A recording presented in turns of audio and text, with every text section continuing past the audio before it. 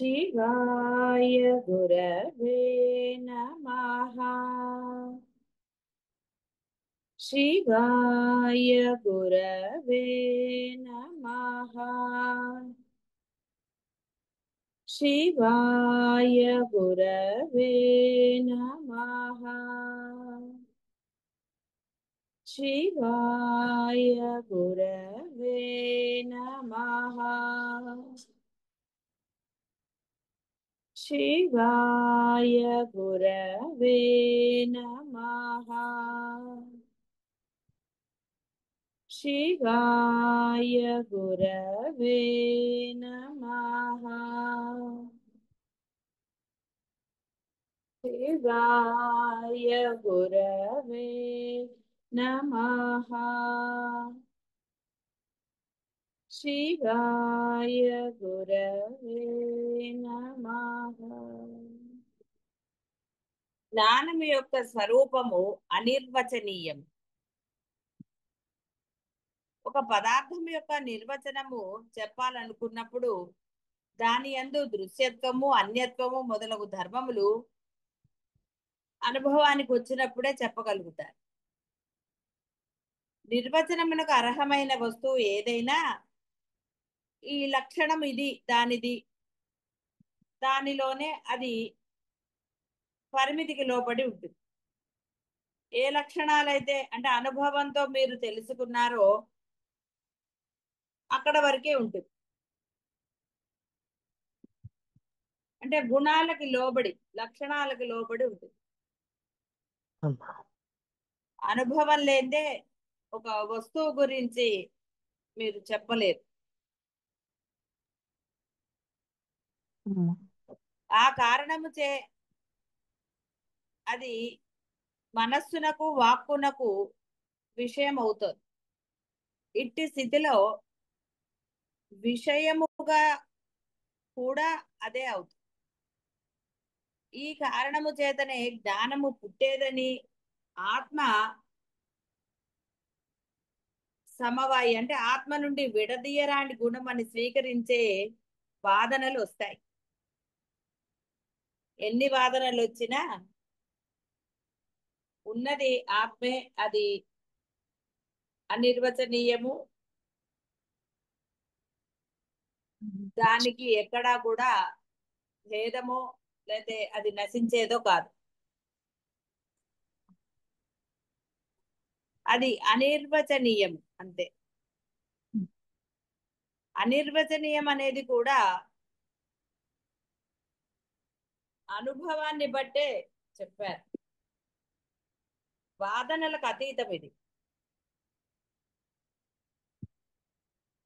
జ్ఞాన స్వరూపము అన్ని కూడా అంటే ఏదైతే కనపడుతోందో వినపడుతోందో ఏదైనా సరే ఎలా చెప్పినా సరే అది జ్ఞానానికి అతిరిక్తంగా లేదు. అబాధ్యత, స్వయం ప్రకాశత, అపరిచ్ఛిన్నత మొదలగు లక్షణాలు ఇతర పదార్థం నందు దానికి ఏ పేరు పెట్టినా పూర్ణముగా అన్వయించలేరు. ఆ అపరిచ్ఛిన్నము, స్వప్రకాశము మరియు అబాధ్యమగు తత్వము ఇతర రూపమై ఉండుట, అదే తన స్వరూపంగా గల రెండవ వస్తు ఉండుట మరియు నేను కూడా ఉండుట అనున్నది అనుభవాన్ని విశ్లేషించినచో సిద్ధించదు.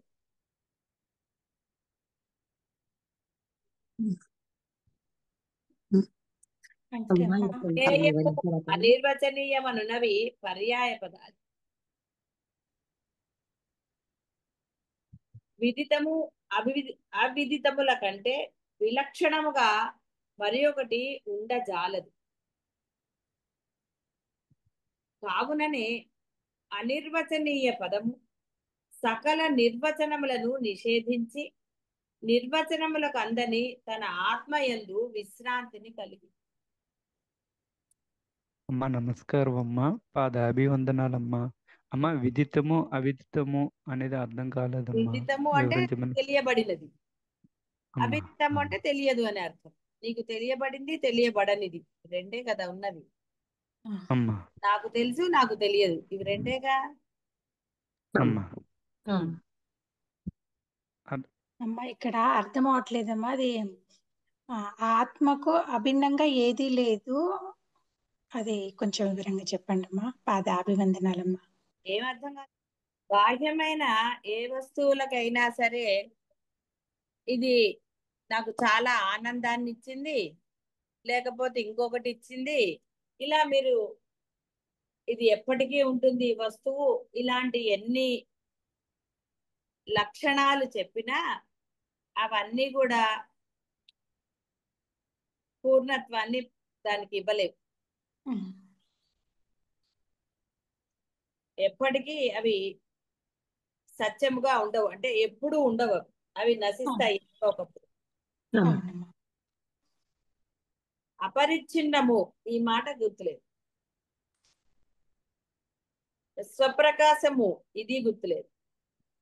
అబాధ్యము అంటే నశించని అగు తత్వము ఇతర రూపమై ఉండుట, అంటే ఒక వస్తువుకి దాన్ని అన్వయించటం, అది ఏదైనా సరే అదే తన రూపంగా గల రెండో వస్తువు ఉండుట, నేను కూడా ఉండదు. ఉన్నాను అనున్నది అనుభవమును విశ్లేషించినచో, అంటే ఇది నేనే చేశాను, నా వల్లనే జరిగింది, ఇప్పుడు నేను ఉన్నాను కాబట్టి కదా ఇవన్నీ అని మీ యొక్క అనుభవాన్ని అన్నా సరే మీకు అహం బ్రహ్మాస్మి సిద్ధించదు. అంటే అన్నంత మాత్రాన మీరు బ్రహ్మలు అవ్వరు, ఉమ్, అవును.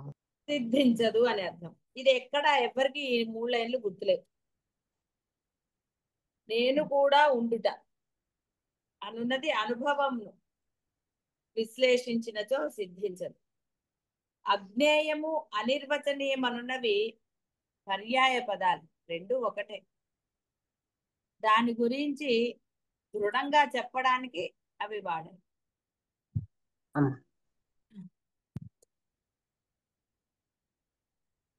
కాబట్టి బ్రహ్మము కన్నా అన్యమైన వస్తువు ఉంది అనటము సరే, ఇక దాన్ని ఏ గుణమో ఏ లక్షణమో మీరే నిర్ణయించుకోవచ్చు. సత్యము, అహింస, ధ్యానము, ఉపాసన, పరత్వము, కారణత్వము మొదలగునవి జ్ఞానమునకే ఉపలక్షణాలు. ఒట్టిగా మీరు చెప్పుకునేది. ఉమ్, ముముక్షువునకు ముక్తునకు గల వ్యావహారిక భేదాన్ని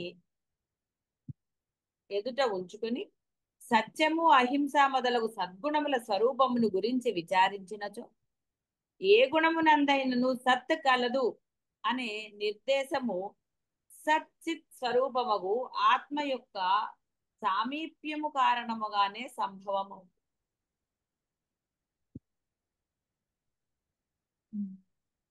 ఏ ఏ వృత్తిలో ఎంతటి ఆత్మ సామీప్యము కలదో ఆయా వృత్తి అంతటి అధికమగు శోధన ద్వారా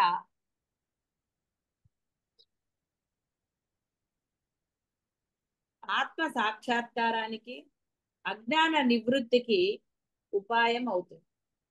ఉమ్, శ్రీ సత్య గురుభ్యో ఆలోచన శ్రీ గురుభ్యో మౌని నమ. గారి దగ్గర పాదాభివందనాలమ్మా. అమ్మా ఇది ఇంకొకసారి చెప్పరమ్మా. ఏ ఏ వృత్తిలో ఎంతటి ఆత్మ సామీప్యం? సామీప్యము అనేది సామీప్యం అంటే ఏంటి? దగ్గరగా దగ్గరగా ఉంటుంది. దగ్గరగా అంటే ఎప్పుడు ఉంటుంది. నిరంతరము జ్ఞానానికి సామీప్యం. అదేమన్నా ఇంకో వస్తువా? లేదు, ఆచరణలో పెట్టి కారణం, ఆలోచన. దగ్గరికి ఆత్మ తానే అంటే తానే కాబట్టి తనకు తాను ఎప్పుడు దగ్గరే కదా. ఉమ్, అమ్మ. ముముక్షునకు ముక్తునకు గల వ్యావహారిక భేదాన్ని ఎదుట ఉంచుకుని, అంటే జ్ఞాని యొక్క లక్షణాలని మీరు తెలుసుకున్నప్పుడు అవి గుర్తు పెట్టుకుని ఎదుట ఉంచుకుని, అంటే అక్కడ లక్షణాలు ఎదురుగుండా రూపంతో రావు, అంటే దృష్టిలో ఉంచుకున్నప్పుడు ఈ సత్యము, అహింస మొదలగు సద్గుణముల స్వరూపాన్ని గురించి విచారిస్తే, అంటే అసలు ఏమిటి ఈ లక్షణాలు, ఈ గుణముల యొక్క ఇది ఏమిటి అని విచారిస్తే ఏ గుణం అందైనను సత్ కలదు. సత్ కలదు అంటే ఆ బ్రహ్మం లేనిది ఏం జ్ఞాత లేడు, గుణము లేదు. అక్కడ ఒక వ్యక్తి ఉన్నప్పుడే నీకు ఆ గుణము లక్షణము. ఉమ్, అసలు వ్యక్తే లేనప్పుడు ఎవరిని వర్ణిస్తారు? గుణాలు లక్షణాలు ఎవరికి ఆపాదిస్తారు? ఎవరికి కాబట్టి ఆపాదించరు. ఎవరికి లేదు. ఏదైనా కూడా సత్ కలదనే నిర్దేశము సత్ చిత్ స్వరూపము ఆత్మ యొక్క సామీప్యము కారణముగా మాత్రమే సంభవం అవుతుంది. అది లేనిదే లక్షణాలు లేవు. అంటే అర్థం అక్కడ ఆ జీవుడు ఉన్నప్పుడే లక్షణాలు సంభవం. ఏ ఏ వృత్తిలో ఎంతటి ఆత్మ సామీప్యము గలదో మీ యొక్క దైనందిన జీవితంలో మీరు ఆత్మని గుర్తించి, అంటే ఆత్మగా మీరు చేసే వృత్తులు కొన్ని జీవ లక్షణాలతో వ్యవహారం చేస్తున్నారు. ఇంకా భేదాలు, ఇంకా రకరకాలు చెప్పక్కర్లేదు. ఆయా వృత్తి అంతటి అధికమగు శోధన ద్వారా ఆత్మ సాక్షాత్కారానికి అజ్ఞాన నివృత్తికి ఉపాయం అవుతుంది. కాబట్టి మీరు చేసే పనులు, మీరు చేసే క్రియలు మనసావాచ కర్మణ అన్నట్టుగా మీరు ఎప్పుడైతే ఆత్మ సామీప్యం అనుకుని చేస్తారో, బ్రహ్మను అయిపోయాను అని చెప్పమని చెప్పడం లేదు. నీ దైనందిన జీవితంలో నీ వృత్తులు, నువ్వు చేసే పనులు నిజంగా ఆత్మ లక్షణాలేనా? అందుకనే ముముక్షువు రెండు రకాలుగా ఒట్టుగా చెప్పారు, ముముక్షువు ముక్తుడు అని. మీలో ఆ లక్షణాలు ఉన్నాయా? మరి అలా వ్యవహారం, వృత్తి అంటే వ్యవహారం, మీ క్రియలు దైనందిన జీవితంలో. కాబట్టి ఎంతగా మీరు ఆత్మగా వ్యవహరిస్తున్నారో 70%, 80%, 100 అలా. అది శోధన ద్వారా, అంటే ఆచరణ ద్వారా. శోధన అంటే ఏమిటి చేస్తారు మీకు తెలీదా? మీరు ఒక మాట ఒకళ్ళని అంటున్నప్పుడు, ఒక పని మీరు చేస్తున్నప్పుడు, ఒక నిర్ణయం తీసుకుంటున్నప్పుడు మీకు తెలియంది ఏమీ లేదు, మీ అందరికీ తెలుసు. ఎందుకంటే జ్ఞాని లక్షణాలు, ఆత్మ లక్షణాలు తెలియవు అన్న ఛాన్సే లేదు మీ ఎవరికి. నాకు తెలియదండి అని మీరు అనలేరు. ఎందుకంటే వాచా వేదాంతుల్లాగా చాలా సార్లు చెప్పారు. కాబట్టి ఇప్పుడు నాకు తెలియదండి అని పాపం మీకు అవకాశం లేదు, మీరు పోగొట్టుకున్నారు అవకాశం అంటున్నారు. కాబట్టి మీకు అది పోయింది, ఇప్పుడు మనం ఏం చేయలేము. కాబట్టి ఆ విధంగా మీరు ఆచరణ చెయ్యవలసిందే. శోధన అంటే ఆచరణ పెట్టవలసిందే. అర్థమైందమ్మా. పాదాభివందనాలమ్మా. ఆత్మ సాక్షాత్కారం అన్న అజ్ఞాన నివృత్తి రెండు ఒకటే పదాలు చెప్పారు, రెండుగా చెప్పారు అంతే. అప్పుడు అవి మీకు ఉపాయాలు అంటే సాధనలు అని అర్థం. మనసు నిశ్చలతకి ఉపాయంగా నామస్మరణ. ఉపాయం అన్నా సాధన అన్నా ఒకటే. సత్యము, అహింస మొదలగు సద్గుణముల రూపములోని వృత్తులను గమనించాలి. ఎక్కడ మీరు సద్గుణాలతో ఉన్నారు, అహింస ఎక్కడ, అప్పుడు అక్కడ మీ ఆనందాన్ని గమనించుకో. మీరు ఎలా ఉన్నారు అవి గమనించుకోమన్నాడు. అసత్యం అనే దుర్గుణమునకు అనేక రూపాలు. తెలియని వాళ్ళు ఎవరు ఇక్కడ? అందరికీ తెలుసు. రాముడికి రావణాసురుడికి తేడా తెలీదు. మీ బుద్ధులే మీకు తెలుసు, మీరు ఎలా వ్యవహారం చేస్తున్నారు, ఎవరితో ఎలా వ్యవహారం చేస్తున్నారు అనేది. అసత్యము అనే దుర్గుణమునకు అనేక రూప. దాని ఆచరణ అనగా అసత్యమును పలుకుట అనే దాని వృత్తులు భిన్న భిన్నములకు విషయములు మరియు చింతల భారముచే ఆక్రాంతమై, అంటే వ్యాపించి ఉంటుంది.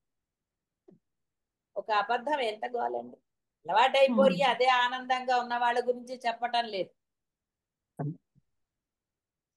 తప్పు చేశాము అన్న విచక్షణ గలవాడికి మాత్రమే ఇవి ఉంటాయి. ఒక తప్పుకి ఎన్ని చేయాలి దాన్ని కాపాడుకోవడానికి, ఏదన్నా అనండి. ఒక అబద్ధము ఎంతటి ఇది. దీనికి విపరీతముగా సత్యవృత్తి కొరకు ఏ చింత గాని, ఆడంబరము గాని, విషయ చింతనము గాని ఆవశ్యకము కాదు. ఎంత సత్యం చెప్పేస్తే రోజు చెప్పుకున్నది అదే, ఏ గోళ లేదు, ఎంత హాయిగానో ఉండొచ్చు అసలు. అవునమ్మా. ఎంత హాయి, అసలు గొడవే లేదు, ఏ చింత లేదు, ఆలోచించక్కర్లేదు, ఆడంబరం అక్కర్లేదు, విషయ ఆడంబరం అంటే పక్కవాడికి ఉంది కాబట్టి అనో ఏదో ఉంటుంది కదా. ఆడంబరం, ప్రగల్భం, అహంకారం, అసత్యాన్ని. అప్పుడే రాగద్వేషాలు. ఇలా ఎన్నో ఉన్నాయి. ఇవన్నీ మీకు తెలియంది, అనుభవం లేనివి కానే కదా, అన్నిటికీ మీకు అనుభవం ఉన్నది. ఉందమ్మా. నాకు అనుభవం లేదు అని మీరు అనలేరు. అబ్బాయి నేను అబద్ధమే చెప్పలేదండి అనలేరు. సత్యాల కన్నా అవునమ్మా. అబద్ధం ఎక్కువ చెప్పారన్న సంగతి మీ అందరికి బాగా తెలుసు. సత్యం చెప్పకపోతే బాధ ఎందుకు కలుగుతుందండి? మీరు సత్యంగా ఉంటే, ధర్మంగా ఉంటే, సత్యమే ధర్మం. మీరు ధర్మాన్ని నిర్భయంగా చెప్పండి, అది ఏదైనా సరే. ఎప్పుడు చెప్పొద్దన్నారు? అసత్యం ఎప్పుడు చెప్పమన్నారు? అవతలి వాడి ప్రాణం పోతుందనో ఇంకోటి ఏదన్నా అట్లాంటి విపత్కర పరిస్థితుల్లో మాత్రమే అన్నారు. అంతే తప్ప నిమిషానికి ఒకసారి అబద్ధం ఆడమని లేదమ్మా. చాలా సార్లు చెప్పబడింది సత్య అసత్యాలు. ముముక్షువగు పురుషుడు సరళమగు స్వభావముచే విషయములు లేని సత్యవృత్తి యందు నిలిచి ఉండగలడు.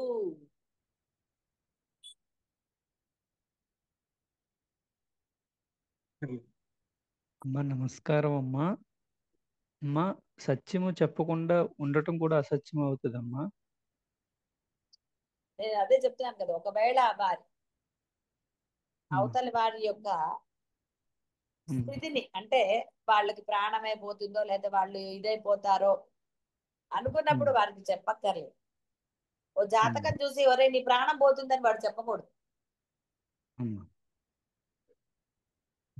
జాగ్రత్తగా ఉండండి, కొంత ఏదో కనపడుతోందని చెప్పాలి, అంతేగాని నువ్వు పోతావని చెప్పకూడదు. అమ్మా. అది అసత్యం అవ్వదప్పుడు. అమ్మా. ఎందుకంటే దానివల్ల అవతలి వాడికి నష్టం జరుగుతుంది. అమ్మా. అంటే వాడు నిజంగా భయానికే పోతాడు. అమ్మా. అలాంటి నిజాలు చెప్పమని చెప్పట్లేదు. అమ్మా. అమ్మా ఏదైనా ఇన్ఫర్మేషన్ చెప్పకుండా ఉండడం, అది వాళ్ళకి అవసరం లేనప్పుడు మనం చెప్పకుండా ఉండటం అనేది. అవును, వాళ్ళు అడిగారు అనుకో, అమ్మా. వాళ్ళు అడిగినప్పుడు చెప్తున్నాను కదా, అది అమ్మా. చెప్పవలసి వస్తున్నప్పుడు అమ్మా. చెప్పగలిగే విధంగా చెప్పగలుగుతారు.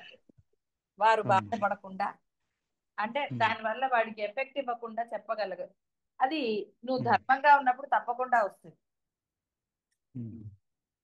నిజంగా నువ్వు ధర్మంగా వాడి యొక్క యోగక్షేమాలు గనక అమ్మా. ఆలోచిస్తే అమ్మా. నువ్వు చెప్పగలగచ్చు. సత్యమే అమ్మా. చెప్పక్కర్లేదు, సత్యాన్ని ప్రియంగా కూడా చెప్పచ్చు. అమ్మా. ఇప్పుడు ఆ నాకు అమ్మాయి పిల్లలు మాట వినటం లేదు అంటే, మీరు అరిస్తే ఎందుకు వింటారు పిల్లలు? నువ్వు మౌనంగా చెయ్యి. ఎస్, పిల్లవాళ్ళకి టైం అవుతుంది, నేనేమి ప్రవచనము మీ ధర్మాన్ని మానేసి ప్రవచనాలు వినమని చెప్పటం లేదు ఎవరికైనా సరే. ఎస్, పిల్లల్ని అమ్మా. తయారు చేయాలి, రెడీ చేయాలంటే చెయ్యాలి. మ్యూట్ లో పెట్టి వింటూ చెయ్యొచ్చు, శ్రద్ధగా అప్పుడు వినటం జరగదు.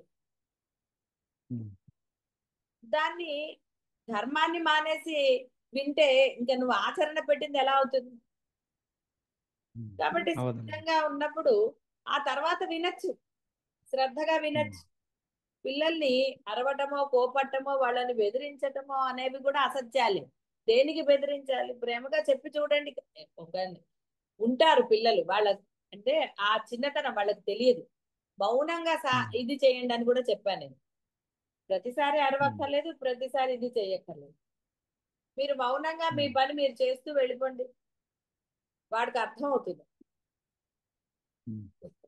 కాబట్టి ఇక్కడ పిల్లలు మాట వినటం లేదు అనేది అసత్యమే కదా. అవునమ్మా. ఎందుకు వినటం లేదు అనే విచక్షణ మీరు చూసుకోవాలి. అమ్మా. ఎప్పుడు వినటం లేదు అనేది మీకు తెలుసు. అమ్మా. మీ వర్తన ఎలా ఉన్నది అంటే మీ పని. కాబట్టి ఇక్కడ ప్రతిసారి సత్యమే చెప్పాలా అంటే, వాళ్ళు అడిగినప్పుడు సత్యాన్ని వారు ఇబ్బంది పడకుండా చెప్పగలిగే సత్తా మీలో ఉంటుంది. ధర్మంగా ఉన్నప్పుడు మీరు అవతల వాడు ఏమైతే నాకేంటి అన్నప్పుడు మీకు ఆలోచన స్ఫురణ రాదు. అయ్యో ఈ సత్యం చెప్తే వాడు బాధపడతాడే, ఎలా చెప్పాలి అని మీరు ధర్మంగా ఆలోచించినప్పుడు చెప్పగలుగుతారు. అర్థమైందమ్మా. సత్యం చెప్పవచ్చు, అన్ని విషయాల్లో సత్యం చెప్పండి. అంటే మీరు ధర్మంగానే ఉన్నప్పుడు ఏదైనా అవతల వాళ్ళకి ఇబ్బందో ఇంకోటి ఏదో అంటే ఆ ఇబ్బంది ఎంతవరకు ఇలాంటివన్నీ ఉంటాయి. రావణాసుడు సత్యం చెప్పినా వాడు విన్నాడా? వినని వాడు వినడు. అలాంటి సత్యాలు ఎన్ని చెప్తే మటుకు వాడికి బుద్ధి వచ్చిందా? నశించే వాడికి బుద్ధి రాలేదు. కాబట్టి ఇవన్నీ కూడా, ఎందుకంటే అందరి సిచ్యుయేషన్స్ ఒకలాగా ఉండవు, అందరి బుద్ధులు ఒకలాగా ఉండవు, రకరకాలు. నువ్వు ధర్మంగా ఉన్నావా లేదా, నీ ఆలోచన ఏమిటి అనేది నీకు స్పష్టత ఉన్నప్పుడు ఇంకా దాని గురించిన చింత అనవసరం. అందుకని ఇక్కడ చెప్పాడు, ముముక్షు పురుషుడు సరళమగు స్వభావముచే విషయములు లేని సత్యవృత్తి యందు నిలిచి ఉండగలడు. ఆటోమేటిక్ గా వస్తుంది అది. రమణ మహర్షి దగ్గర అయినా ఆ పాప ఇంకా చనిపోతుందని ఆయనకి తెలిసినప్పుడు ఆయన చెప్పాడా? అది సృష్టి ఇది కాబట్టి ఆయన దానికి మౌనంగానే ఉన్నారు. ఈ నామం చెప్పుకో అని చెప్పారు అంతే తప్ప ఆయన ఆ పెద్దవాళ్ళకి చెప్పలేదు, ఎవరికి చెప్పలేదు. అక్కడ అవసరం లేదు ఆ సత్యం చెప్పవలసి. అది కఠినమైంది అయినా సరే సృష్టి అంటే బ్రహ్మకు వ్యతిరేకమైనది ఆయన చెయ్యలేదు. అలా మనకి పెరివారి కథల్లో కూడా ఉంటాయి. అదే వాస్తవములో ఆత్మస్థితి. సత్యంలో ఉండటమే ఆత్మస్థితి. ఎందుకంటే అప్పుడు నిశ్చలంగా ఉంటుంది, మనస్సులో రాగద్వేషాలు ఇవన్నీ ఏమీ ఉండవు. ఆలోచన రహితంగా ఉండాలి. అయ్యో నేను ఇప్పుడు నిజం చెప్పనా వద్దా, ఎందుకు ఇంత ఆలోచన? ఆ సమయం వచ్చినప్పుడు చూడొచ్చు. పనిమాల ఒక విషయం తెలియగానే అవతల వాళ్ళకి ఫోన్ చేసి చెప్పక్కర్లా, వాళ్ళు అడిగినప్పుడే చెప్పొచ్చు. ఒకవేళ అది వాళ్ళకి తెలియకపోతే వారికి ఇంకోటి ఏదో నష్టం జరుగుతున్నప్పుడు నువ్వు చెప్తే దోషం లేదు. కాబట్టి ఇది ఎప్పుడు చెప్పాలి ఏంటి అంటే ఎలా చెప్తాము, సిచ్యువేషన్ అవన్నీ. కాబట్టి నువ్వు ధర్మంగా ఉండు. నువ్వు ధర్మంగా ఉన్నప్పుడు అంటే ఆ ముముక్షుత్వము అంటే నీ యొక్క గుణాలు గుణాతీతుడు అయితే అప్పుడు నీకు అవతల వాళ్ళకి ఆ విషయం చెప్పాలా వద్దా, ఏం చేయాలనేది ఉంటుంది. అంటే నీలో ఎప్పుడైతే అభేదం ఉంటుందో, భేదభావం భేదం అనే గుణము లేకుండా ఉంటుందో, అభేద స్థితిలో ఉంటావో అదే ఆత్మస్థితి అవుతుంది. అప్పుడు నీకు ఈ డౌట్లు ఎందుకు వస్తాయి? ఇంకా రానే రావు. రానే రావు. ఎలా వస్తాయండి? ఇలానే ఆలోచనలు నాకేమైపోతుంది, నేను ఎలాగా, నాకు డబ్బులు వస్తాయా రావా, లేకపోతే నాకు ఇది వస్తుందా రాదా, ఏవో రకరకాల భావనలతోటి ఉంటారు మీరు. మరి ఇన్ని భావనలు ఉంటే అసత్యమే. నేనే లేదురా, నేనే పెద్ద అబద్ధం అంటే మరి ఆ నేనుకి అన్ని ఆలోచనలు చేస్తే ఎంత అబద్ధాల్లో ఉన్నారు. అప్పుడు ముముక్షత్వము ఆత్మ సాక్షాత్కారం ఎలా కలుగుతుంది? సత్యవృత్తిలో నిలిచి ఉండటమే ఆత్మస్థితి. అజ్ఞానము తొలగిన తరువాతి స్థితి కొరకు ఏ విధమైన ప్రయాస అయినను అసలు ఆవశ్యకమే లేదు. అజ్ఞానం తొలగిన తర్వాత అంటే జ్ఞానం ఏమిటో తెలిసింది, ఎలా ఉండాలో తెలిసింది. అంటే ఎలా ఉండాలో తెలిసినప్పుడు మిగతా ఉండకూడదు అనేది ఎలా పిల్లలకు కూడా తెలుసు. అరే ఇది చెయ్యరా అంటే ఇది చేయకూడదు అనేది వాడికి తెలుసు, వాడు చేస్తాడు. మరి వాడు చేస్తే మీకు ఎంతటి ఇది వస్తుంది, మరి మీరెందుకు చేస్తున్నారు? ఇది వేసుకోరు మీరు ఈ ప్రశ్న. అరే పిల్లలు కానీ ఎవరు కానీ అవతల వాళ్ళు పిల్లలే అవక్కర్లా, ఏదైనా సరే ఎవరైనా సరే చెయ్యకూడని పని, ఇష్టము అయిష్టాలు చెప్పట్లేదు నేను, చెయ్యకూడని పని చేసినప్పుడు మీరు ఎలా రియాక్ట్ అవుతున్నారో మరి మీరెందుకు చేస్తున్నారు? అజ్ఞాన పనులు ఎందుకు చేస్తున్నారు? ఇంకా ఎందుకు నేనుతో వ్యవహారం అనండి, స్వార్థం అనండి, రాగద్వేషాలనండి, ఇన్ని చెప్పే బదులు ఎందుకు అసత్యంగా ఉంటున్నారు? మాట అసత్యం, చేత అసత్యం, అన్ని అసత్యం. కాబట్టి అన్ని అసత్యాలే. కాబట్టి ఆనందం, అసత్యంలో ఆనందము లేదుగాక లేదు. అంటే దుర్మార్గుడికి ఆ క్షణికంగా ఆ క్షణంలో వాడు ఆనందం పొందుతాడేమో వెధప్పని చేసి, అవతల వాడిని మోసం చేసి ఓ 1,00,000 రూపాయలు సంపాదిస్తే ఆహా నేను వాడిని ఇచ్చేయగలిగాను, వాడిని ఇచ్చేసేసి మరి నేనైనా ఇచ్చేసుకోవాలి కాబట్టి తప్పదండి జీవితంలో, బాహ్య ప్రపంచంలో అవతల వాడికి ఇచ్చేస్తే తప్ప నేను సంపాదించలేను అంటే వాడు ఎన్ని రోజులు సంతోషంగా ఉంటాడు దాంతో? అంటే వాడి యొక్క అధర్మాన్ని తప్పకుండా వాడిని బాధ పెడుతుంది. అవన్నీ మీకు అనుభవాలే. అనుభవం లేని వాళ్ళు ఎవరు లేరు. ధర్మంగా ఉన్నప్పుడు ఎలా ఉన్నారు, అధర్మంగా ఉన్నప్పుడు ఎలా ఉంటుంది. తర్వాతి స్థితి అజ్ఞానం తొలగిన తర్వాత స్థితి అంటే ఆత్మస్థితి, ఆత్మ సాక్షాత్కారం, బ్రహ్మత్వం, ఇవన్నీ దాని పేర్లే. జీవ బ్రహ్మైక్యం జరిగినప్పుడు ఏ విధమైన ప్రయాస అవసరమే లేదు. దేనికండి ప్రయాస? హాయిగా ఉండండి. అబ్బో వీళ్ళు వచ్చి ఏం అడుగుతారో ఏం చెప్తారో ఇన్ని ఆలోచనలు ఎందుకు అసలు? వాడు వస్తాడు అడుగుతాడు, అప్పుడు ఏది వస్తే అది. దానికి ప్లానింగ్లు అన్ని అవసరమా? అది వచ్చినప్పుడు చూసుకుందాం. దేనికి అవసరమో ప్లానింగ్ దానికి చెయ్యవచ్చు అంటే చెయ్యబడుతుంది మీ చేత. ఇంట్లో ఒక శుభకార్యం ఉంది, దానికి కావలసినవి మీరు చెయ్యవలసిందే.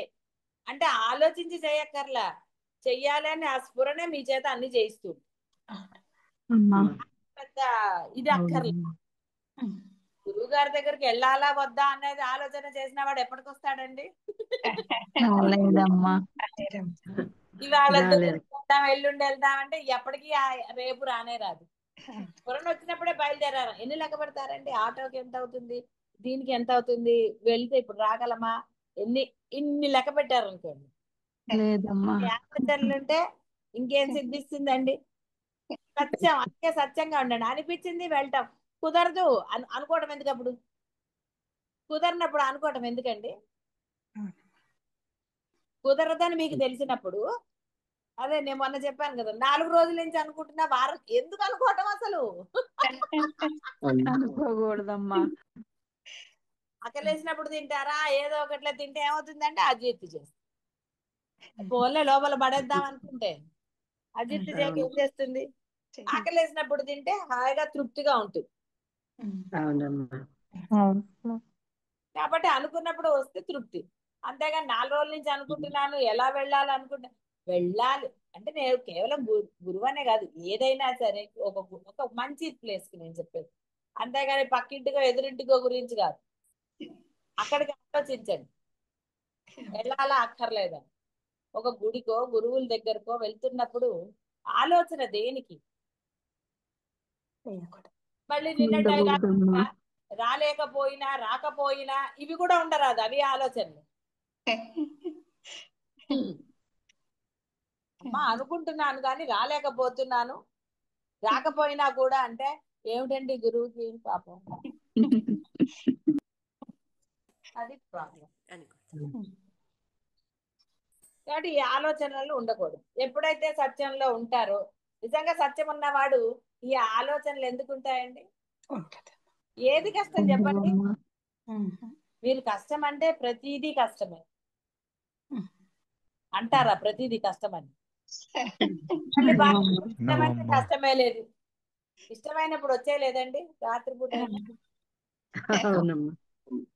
ఆలోచన లేదు, దూరం లేదు, ఎండ లేదు, వాన లేదు. అప్పుడు ఏమంటే అయ్యో ఎందుకు వచ్చారండి అంటే దానికి ఏముందమ్మా మీకోసం ఏమైనా చేయగలం. అదే ఇంకోసారంటే అందుకని రాలేదమ్మా అంటారు. చూసారా, 2 మాటలు మీవే. కాబట్టి 2 అసత్యాలే కదా. చెప్పారు కదా మీకోసం ఏదైనా చేస్తానన్నారు, మళ్ళీ వేరే కారణం చెప్పారంటే అసత్యమే కదా చెప్పారు.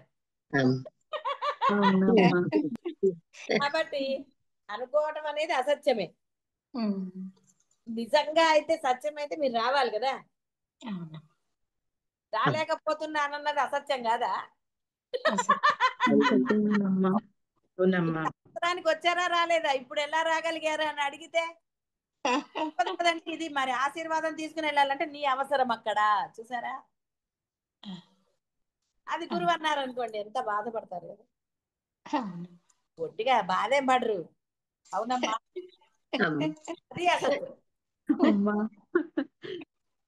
మరి ఇదే మరి ఆలోచించవలసింది. అంటే ఎంత అసత్యంలో ఉంటున్నారో తెలుసుకోవడానికి చెప్తున్నాను. మీరు చేసేవే చెప్తే అర్థమవుతుందని. అవన్నీ అసత్యాలే.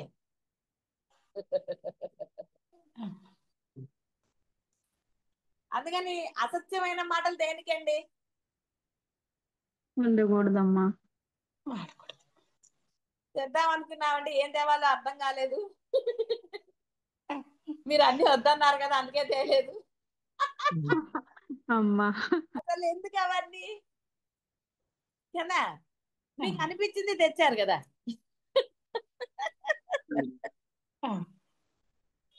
చూసారా, అంటే ఎంత చిన్న ఈ అసత్యాల గురించి చెప్తున్నా నేను. మీరు తెచ్చింది అది ఇంకో తేలేదని కాదు అక్కడ. అది మీరు గ్రహించవలసింది ఏమిటి? మీరు చేస్తున్న అసత్యపు వృత్తులు. అర్థమవుతుందా? అంతేగాని మీరు ఏం తెచ్చారో ఏం తేలేదు, ఎందుకు తేలేదు, కారణాలు ఇవి కాదు కదా. ఇవి కూడా అబద్ధమే కదా, అసత్యాలు కాదండి అన్ని కూడా. అదే మీరు అనుకుంటే, మీరు చెప్పారనుకోండి, అయినా సరే తేకుండా ఎలా ఉంటామని అనలేదు. డైలాగులు ఎన్ని వినుంటానండి. ఒట్టిగా ఇవన్నీ వినే తెల్లబడింది నాకు. ఎందుకు ఊడుతోంది జుట్టు? ఇలాంటివన్నీ విని వినే ఊడుతోంది. మరి వేరే ఎందుకు ఊడుతుందండి లేకపోతే? అంటే ఇక్కడ మీరు అది గ్రహించండి. ఇక్కడ మీరు తేవాలా తేవద్దా అనేది కాదు విషయం. బాగా గుర్తుపెట్టుకోండి. తీసుకెళ్లాలా తీసుకెళ్ళకూడదా అనేది విషయము కాదు. అర్థమవుతుందా?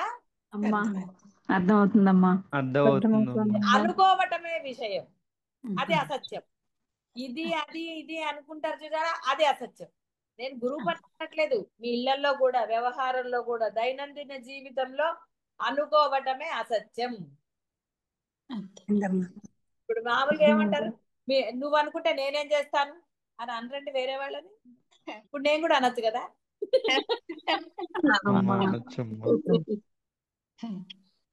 అర్థమైందా? అసత్యపు ఎంతటి అసత్యంలో ఉన్నారా అది. ఇందాక వృత్తులు అంటే ఇప్పుడు బాగా అర్థమైంది.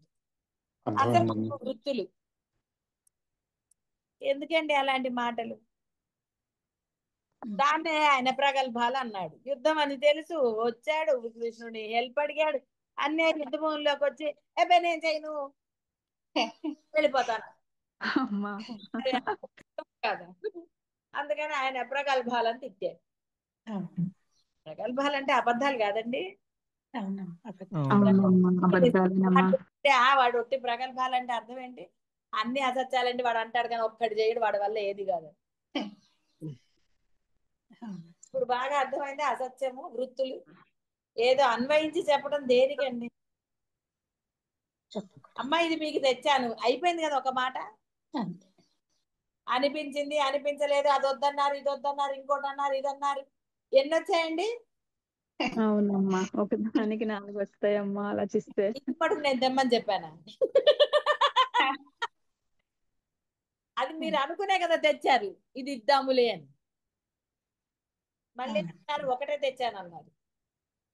నేను అడిగితే ఎందుకు 2 తేలేదంటే ఇప్పటికే చాలా ఉన్నాయని మీరే డిసైడ్ అయ్యారు. ఇప్పుడు చూడండి, అన్ని డిసైడ్ అయ్యి కూడా నిశ్చయించుకుంది ఎవరు? అనుకున్నది ఎవరు? నేనమ్మా. కాబట్టి అనుకోవటమే అసత్యం అనేది అర్థమైంది కదా. విషయం అసత్యం కాదు, అసత్యం కాదు. విషయం అంటే మనసా వాచా కర్మణలో మనసే అసత్యం. అసత్యం కాబట్టి జరిగినవి కూడా అసత్యం. అర్థమైందా? ఎన్ని అనుకుంటారు కదండి అసలు. గురువు విషయంలో ఎలా ఎందుకు చెప్పానంటే, గురువు విషయంలో ఎన్నో అనుకుంటూ ఉంటారు కదా. వద్దాం అనుకున్నాను, మీరు ఎప్పుడు పిలుస్తారో చూస్తున్నాను. చూడటం ఎందుకండి? మీరు చూసే పిలిస్తేనే వస్తున్నారా కదా. అవకాశం కోసం చూస్తున్నాను అంటారు. ఎప్పుడు అవకాశం వస్తుందో చూస్తున్నానండి అంటారు. అవకాశం ఎందుకు వస్తుందండి అంటారు. అప్పుడు మీకు ఇష్టమైంది కాబట్టి అవకాశం వచ్చిందమ్మా వెంటనే వచ్చేసాను అంటారు. వాళ్ళు అలా అన్నారు, ఆ వెంటనే నిర్ణయం చేసుకున్నాను అంటారు. ఇది కూడా అబద్ధమే కదండి. ఎన్ని అబద్ధాలు. అంటే జ్ఞానం తెలిసిన తర్వాత, సత్యం తెలిసిన తర్వాత అసత్యం ఆడితే ఎలాగండి? అది కూడా సత్యం తెలిసిన వాళ్ళ దగ్గర.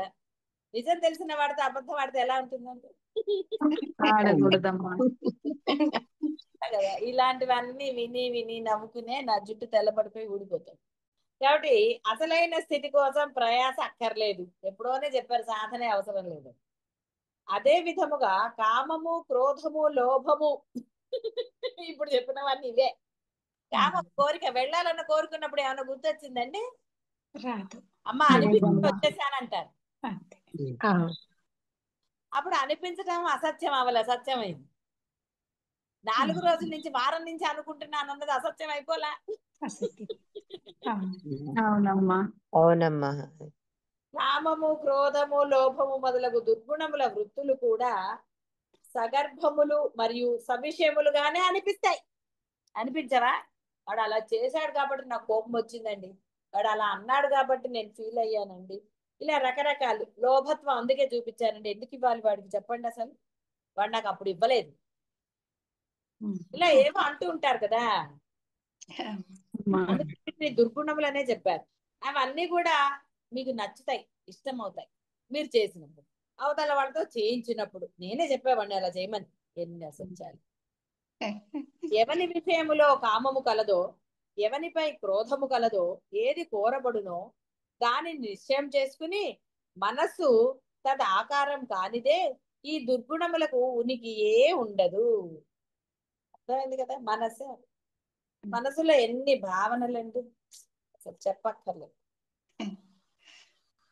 ఆ ఆకారం పొందుతుంది. అదే మరి అనుకోవటంతో వస్తుంది. అనుకున్నా, ఆచరణ లేదు కదా, దాని ఆకారం పొందల. కేవలం అనుకున్నారు అంతే సరదాగా. అంటే గురువు ఎక్కడ ఫీల్ అవుతాడో అని, అయ్యో అనుకున్నాం గురువు గారు రా వద్దామని తెద్దామని అనుకోమని చెప్పారా గురువు గారు? మీరు అట్లా అనుకోవద్దని ముందే చెప్పారు. మీరు అనుకోకూడదని కదా చెప్పారు, అనుకోమని చెప్పారా? ఇవన్నీ చెప్పలేదు. ఇప్పుడు మీరు చెప్తారు కదా, మీరు చెప్పారు అందుకే ఏమీ తెలియదు అది అనమాట. చాలా నవ్వొస్తాయి నాకు. ఈ దుర్గుణముల ఉనికి లేకుండా ఉండాలి. దీనికి విపరీతముగా నిష్కామత, అక్రోధము, అంటే కామం లేకుండా అక్రోధము మరియు నిర్లోభము మొదలగు వృత్తులలో ఈ అపేక్ష లేదు. ఈ గుణాలు మంచివి కదా, గుణాతీతం. ఎవడి మీద కోపం లేదు, లోభత్వం లేదు, నాది నాది అనుకున్నప్పుడు కదా లోభం. ఎంత లోభం వస్తుందండి. లోభత్వం గురించి మీకు ఎవరికి చెప్పక్కర్లేదు. అది అనుకున్న వాళ్ళందరికీ, స్వార్థం ఉన్న వాళ్ళందరికీ వస్తుంది. అది గడ్డి పరక అయినా సరే, ఎంత చిన్న వస్తువు అయినా సరే లోభత్వం వచ్చేస్తుంది. కాబట్టి దీనికి విపరీతముగా అంటే అపోజిట్ గాని కామం లేకుండా, ఓకే ఉన్నది తీసుకుని తినండి, లేదా వాడుకోండి, కొనుక్కోండి, అదేమీ కామం అవ్వదు. ఎప్పుడైతే ఆ ప్రయత్నం చేశారు అంటే మీకు అక్కర్లేదు కానీ ప్రయత్నం, దాని గురించిన వాదన, ఇవన్నీ చాలా సార్లు చెప్పబడ్డాయి. కాబట్టి కామక్రోధ లోభాలు ఎప్పుడుంటాయో తెలియని వాళ్ళు ఏం కాదు. అవి అవసరమో కాదో కూడా తెలియదు. అందుకనే సత్యములో అన్నారు. కామక్రోధ లోభాలన్నీ అసత్యాలే. అదే ఎవరన్నా అన్నారు అనుకోండి, ఏరా మా దగ్గర నుంచి అన్ని ఇదే కదా, తల్లిదండ్రులకి, పిల్లలకి, అత్తగారి మామగారులకి, అంటే బంధాల గొడవలు ఏంటండి? కామక్రోధ లోభాలే, చాలే. నేను చెప్తా వాడు చేయలేదు. ఎన్ని ఉంటాయండి చెప్పడానికి. కాబట్టి దుర్గుణాలు అన్ని దుర్గుణాలే. దుర్గుణాలు అంటే ఏంటండి? అసత్యమే దుర్గుణం. నీకు అవసరమైనప్పుడు ఒకలాగా, అవసరం లేనప్పుడు ఇంకోలాగా, నీ యొక్క అంటే నీ పనికి ఒకలాగా, వేరే వాళ్ళ పని అయితే ఇంకోలాగా, స్వార్థం, ఇవన్నీ అసత్యాలు కాక సత్యాల. అన్ని దుర్గుణాలే. కాబట్టి దుర్గుణాలు లేకుండా ఉండాలి. ఈ వృత్తులు ఎవరిని ఉద్దేశించి ఉన్నవి అనే ప్రశ్నకు అసలు తావే లేదు. నేనే లేనప్పుడు మళ్ళీ వీడిని ఉద్దేశించి, వాడిని ఉద్దేశించి అని వేరే వాడిని ఎలా చూపిస్తారండి? చెప్పేది అదే కదా, వాళ్ళు అన్నారండి, వీళ్ళు అన్నారు, వీళ్ళు వెళ్ళొద్దన్నారు, ఇవన్నీ ఏవో చెప్తూ ఉంటారు కదా. అసలు ప్రశ్న తావే లేదు. విషయములే వృత్తి తనకు ఆశ్రయమగు ప్రత్యేగాత్మక అంటే భిన్నముగా తన రూపాన్ని ప్రదర్శించదు. బ్రహ్మ చెప్పుకుంటున్నాడండి, నేను బ్రహ్మని, నీలో ఉన్నది నేనే, నీ ఆలోచన నేనే, నేను లేకపోతే నువ్వేమిటి అన్నాడా? లేదమ్మా, అనలేదమ్మా. నిరూపించుకోవడానికి. ఇప్పుడు మీ మనసులో నేనున్నాను నిరూపించుకోవడానికి కదండి డైలాగు. రండి హనుమంతుడి సినిమాలో గుండెలు చీల్చినట్టు చీల్చమన్న అంటారా? అంటే ఏం చేస్తారు? గుండె చీల్చి చూపించగలరా? అది సినిమా ట్రిక్. అది ఆయన ఏం అలా అనలేదు, ఆయన డైలాగులు కొట్టాడు అంతే. అలా ఎలా చేస్తారండి? కాబట్టి విషయము లేని వృత్తి తనకు ఆశ్రయముకు ప్రత్యేగాత్మక అంటే భిన్నముగా తన రూపాన్ని ప్రదర్శించదు. అవసరమే లేదు. నీ ఆచరణ తెలుస్తుంది కదా. నువ్వు గురువు మాట విన్నావు అంటే గురువు నీలో ఉన్నాడని అర్థం. గురువు మాట వినప్పుడు గురువుకి కారణాలు సమర్థింపులో ఇంకోటో ఏదన్నా చెప్పారనుకోండి, అవసరానికి గురువు అన్నారు అనుకోండి, అనకూడదమ్మా. గురువు నీ దగ్గరే ఉంటాడు. మళ్ళీ ప్రత్యేకంగా గురువు దగ్గరికి వచ్చి ఆశీర్వాదం దేనికండి? ఎందుకంటే ఈ అసత్యాన్ని మీరు కూడా గ్రహించడానికి చెప్తున్నారు. అంటే మీ అవసరాలకి లేకపోతే ఇంకో దానికి గురువు దగ్గరికి వెళ్ళడానికి ఏ ఆటంకం లేదు కదా. ఇక్కడ విమర్శన కాదు, మీరు సత్యం గ్రహించడానికి చెప్తున్నారు. కారణాలు చెప్పకుండా ఉండడానికి చెప్తున్నాను. ఎన్ని అసత్యాలు చెప్తారో చూడండి. మీరు అనుకున్నప్పుడు అనండి, మీ అవసరం అప్పుడు అనండి, మీ ఇష్టం అనండి, ఏదైనా అనండి, అవన్నీ అసత్యాలు కాదా?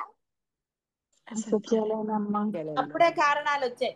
సమర్థింపులు అసత్యాలని ఎన్నిసార్లు చెప్పుకున్నాం. జీవ లక్షణం కారణాలు సమర్థింపులు అన్ని కూడా. సో అసలు జీవుడే అబద్ధం అంటుంటే మరి నువ్వు చెప్పే కారణాలు అవన్నీ కూడా అబద్ధాలు కాక ఏమవుతాయి? బట్ నీ అవసరానికి అనుగుణంగా ఇది చేస్తున్నాం. అందుకే మొదట్లో కూడా చాలా సార్లు చెప్పాను, ఇష్టమైతే గురువు గారి ఇంటికి వచ్చి పనులు చేస్తారు, ఇష్టం లేదనుకోండి పనులు కనపడినట్టు కూర్చుంటారు.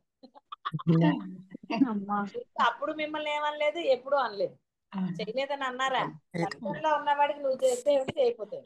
కానీ భిన్నముగా ప్రవర్తించింది ఎవరు? కామ క్రోధ లోభాలనండి. ఏదన్నా మీకు ఇష్టమైన పని చేస్తారు, ఇష్టం లేని పనులు మానేస్తారు. నజర్ అందాజ్ అనుకోలేదండి చాలా సార్లు. ఇవన్నీ గ్రహించలేదు మీరు. అంటే ఎంత అసత్యంతో ఉంటున్నారో అది గ్రహించుకోవాలి. ఈ అసత్యాలన్నీ పోతే కదా అసలైన స్థితి. ఇంకా వేరే ఏ అభ్యాసము చేయక్కర్లేదని చెప్పాడు. ఏ ప్రయాస కూడా అక్కర్లేదన్నాడు. ఏ కష్టము లేదు. సత్యంలో ఉండండి. అనుకోవటం ఎందుకండి ఇది చెయ్యాలి ఇది చేయకూడదని, ఇవాళ చెయ్యాలి రేపు చేయకూడదని. మొన్న గురువు గారు వద్దన్నారు. గురువు గారు ఒకరోజు ఆకలి లేదన్నారు, మన్నాడు అన్నం పెట్టరా? పెట్టడం మానేస్తారండి. పర్వాలేదండి కొంచెం తినండి, అదే మీకు ఇష్టం బలవంతంగా తొయ్యరండి లోపలికి. కొంచెం తినండి కొంచెం తినండి, నేను పెట్టలేదు నేను ఇవ్వలేదు, వాళ్ళు ఇచ్చారు కానీ నేను ఇచ్చి 2 రోజులు అయింది, నేను పెట్టి 2 రోజులు అయింది. గురువు బోధ చేస్తూ సంవత్సరాలు అయింది. అంటే ఇక్కడ అంటే అవన్నీ సరదావే, నేను కాదనటం ఏ పర్వాలేదు, దాని గురించి పెద్ద ఇక సరదాగా అంటే ఎంత అసత్యపు మాటలతో కాలక్షేపం జరిగిపోతుంది. వాటిలోంచి బయటకు వచ్చినప్పుడే సత్యం అవుతుంది, అసత్యం మానేసినప్పుడే. శ్రీ గురుభ్యో నమః. అమ్మ నమస్కారం అమ్మా, పాదాభివందనాలమ్మా. అమ్మా, గురువు నాలోనే ఉన్నాడు, నేను చెప్పుకుంటున్నాను. కానీ ఇప్పుడు కొన్ని బాహ్యమైన విషయాలకి గురువు దగ్గరకు వచ్చి, అంటే ఒక పెళ్ళే ఉందమ్మా, ఒక పత్రిక తీసుకొని రావడం అది దోషం కాదు అమ్మా. నేను దోషం అని చెప్పటం లేదు. అమ్మా అవసరానికి రావడానికి ఒక కష్టం ఉంది, రండి చెప్పండి. అమ్మా నేను అనేది మీ యొక్క ఈ కారణాలు, అనుకున్నాను రాలేకపోయినా అన్నాను, ఇవి అక్కర్లేదు అంటున్నాను. ఇవెందుకు అన్నారు మరి కదా? అమ్మా నువ్వు పత్రిక తీసుకురావటం వేరు, అవసరానికి రావటం వేరు. ఇవన్నీ కాదని ఎప్పుడూ అన్నాడు గురువు. అవసరాన్ని తప్పకుండా గురువు యొక్క ఆశీస్సు. అంటే నువ్వు ఇన్ని చెప్పి ఏమంటున్నావు? ఇన్ని రోజులు రానందుకు ఒక కారణం చెప్తున్నావు నాకు. ఎందుకు రాలేదు అంటే కారణాలు చెప్తున్నావు తప్ప అవునమ్మా రాలేకపోయాను అన్నావా? లేదమ్మా. అంటే రాలేకపోయానని కాదు, రాలేదు అని ఒప్పుకోలేదు, దానికి కారణాలు చెప్తున్నావు. ఇప్పుడు ఎందుకు వచ్చావు అంటే ఇది ఇవ్వడానికి ఇది చెప్పడానికి అంటున్నావు నువ్వు. అంటే చెప్పడానికి మాత్రమే గురువా? కాదమ్మా. గురువు నీలో ఉన్నప్పుడు నీ కష్టం గురువుకి తెలియలేదా? ఆశీర్వాదం విడిగా ఉందా? గురువుని ఇంటికి వచ్చి ఆహ్వానించడమే. నేను ఆహ్వానించడం అనేది చెప్పలేదు ఎక్కడ. చెప్పాను. కష్టము అన్నది నీకు మరి నీలోనే గురువు ఉన్నప్పుడు కష్టం విడిగా ఎక్కడుంది? ఆశీర్వాదం విడిగా ఎక్కడుంది? లేదు. అప్పుడు మరి నీకేమి గుర్తు రాలేదే? నువ్వు కుదుర్చుకుని కదా వచ్చావు.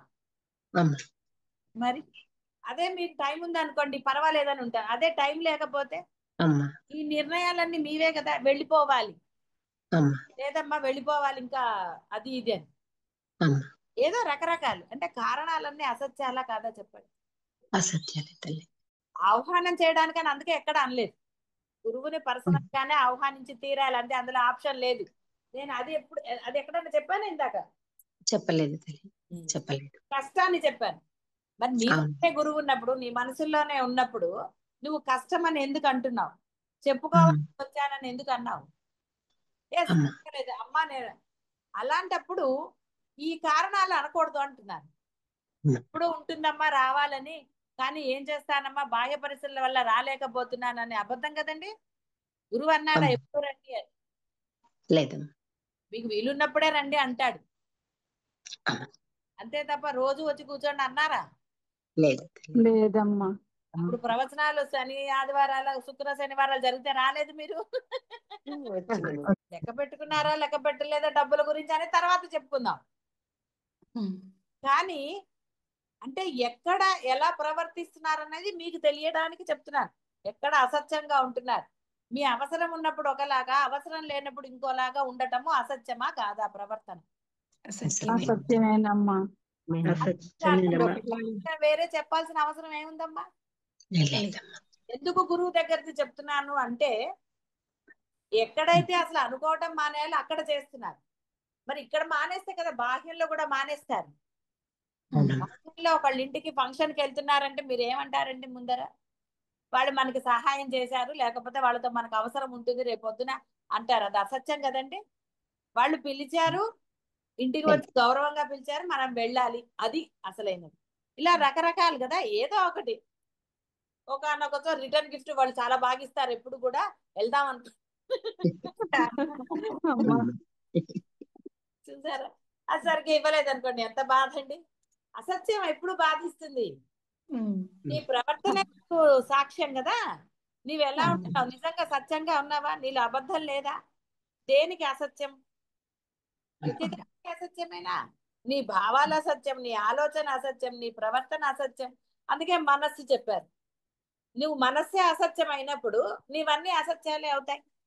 ఎందుకని నువ్వు సత్యంగా ఉండట్లేదు? చక్కగా ఉండు. సత్యం ఆనందాన్ని ఇస్తుంది. నువ్వు నిజం చెప్పినప్పుడు నిర్భయంగా ఉంటావు. లేదనుకోండి నీలో అహంకారం వస్తుంది. ఆహా నేనే గొప్ప. నేను చిన్నపిల్లలు చూడండి, ఓ పని చేసి వాడి ఫేస్ ఎలా పెడతాడు? వాడు అలా పెట్టాడని వాడిని పెంచుకుంటే అబ్బో నీ అంత గొప్ప వాళ్ళు లేరంటాం. అప్పుడు అదే పెద్ద అయ్యాక వాడు అలాంటి చేసే చల్లే చేసావు నీకన్నా చేసేవాడు 3 మంది ఉన్నారంట. కాబట్టి ఎప్పుడైతే అసత్యాన్ని ఆధారంగా చేసుకున్నావో నీవు ఎక్స్పెక్టేషన్ ఉంటుంది అవతల వాళ్ళు నిన్ను మెచ్చుకోవాలని, లేదా ఇంకోటని, అంటే ఈగో వస్తుంది. లేదనుకోండి నీ పని నువ్వు చేసావు, ఇందులో గొప్ప ఏముందండి? నా పని నా ఉద్యోగం చేశానండి, దాంట్లో ఏముందండి అంటాడు. అంతా భగవంతుడి కృప అంటాడు. ఈగో ఉన్నవాడు అలా అంటాడా? అనడు. కష్టపడ్డాను, ఈ మాత్రం చెయ్యరా, నాకు ఈ ప్రమోషన్ రాకపోతే ఎట్లా? నేను చేశా కాబట్టి నాకు ప్రమోషన్ ఇచ్చి తీరాలి. మీరు కూడా చేసినప్పుడు, అవసరానికి చేసినప్పుడు ఎక్స్పెక్ట్ చేయరు.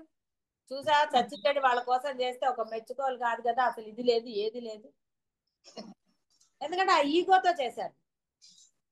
సత్యం ఎప్పుడు బాధిస్తుంది? బాగా గుర్తు. ఎందుకంటే లక్షణాలు గుణాతీతం అవ్వాలి.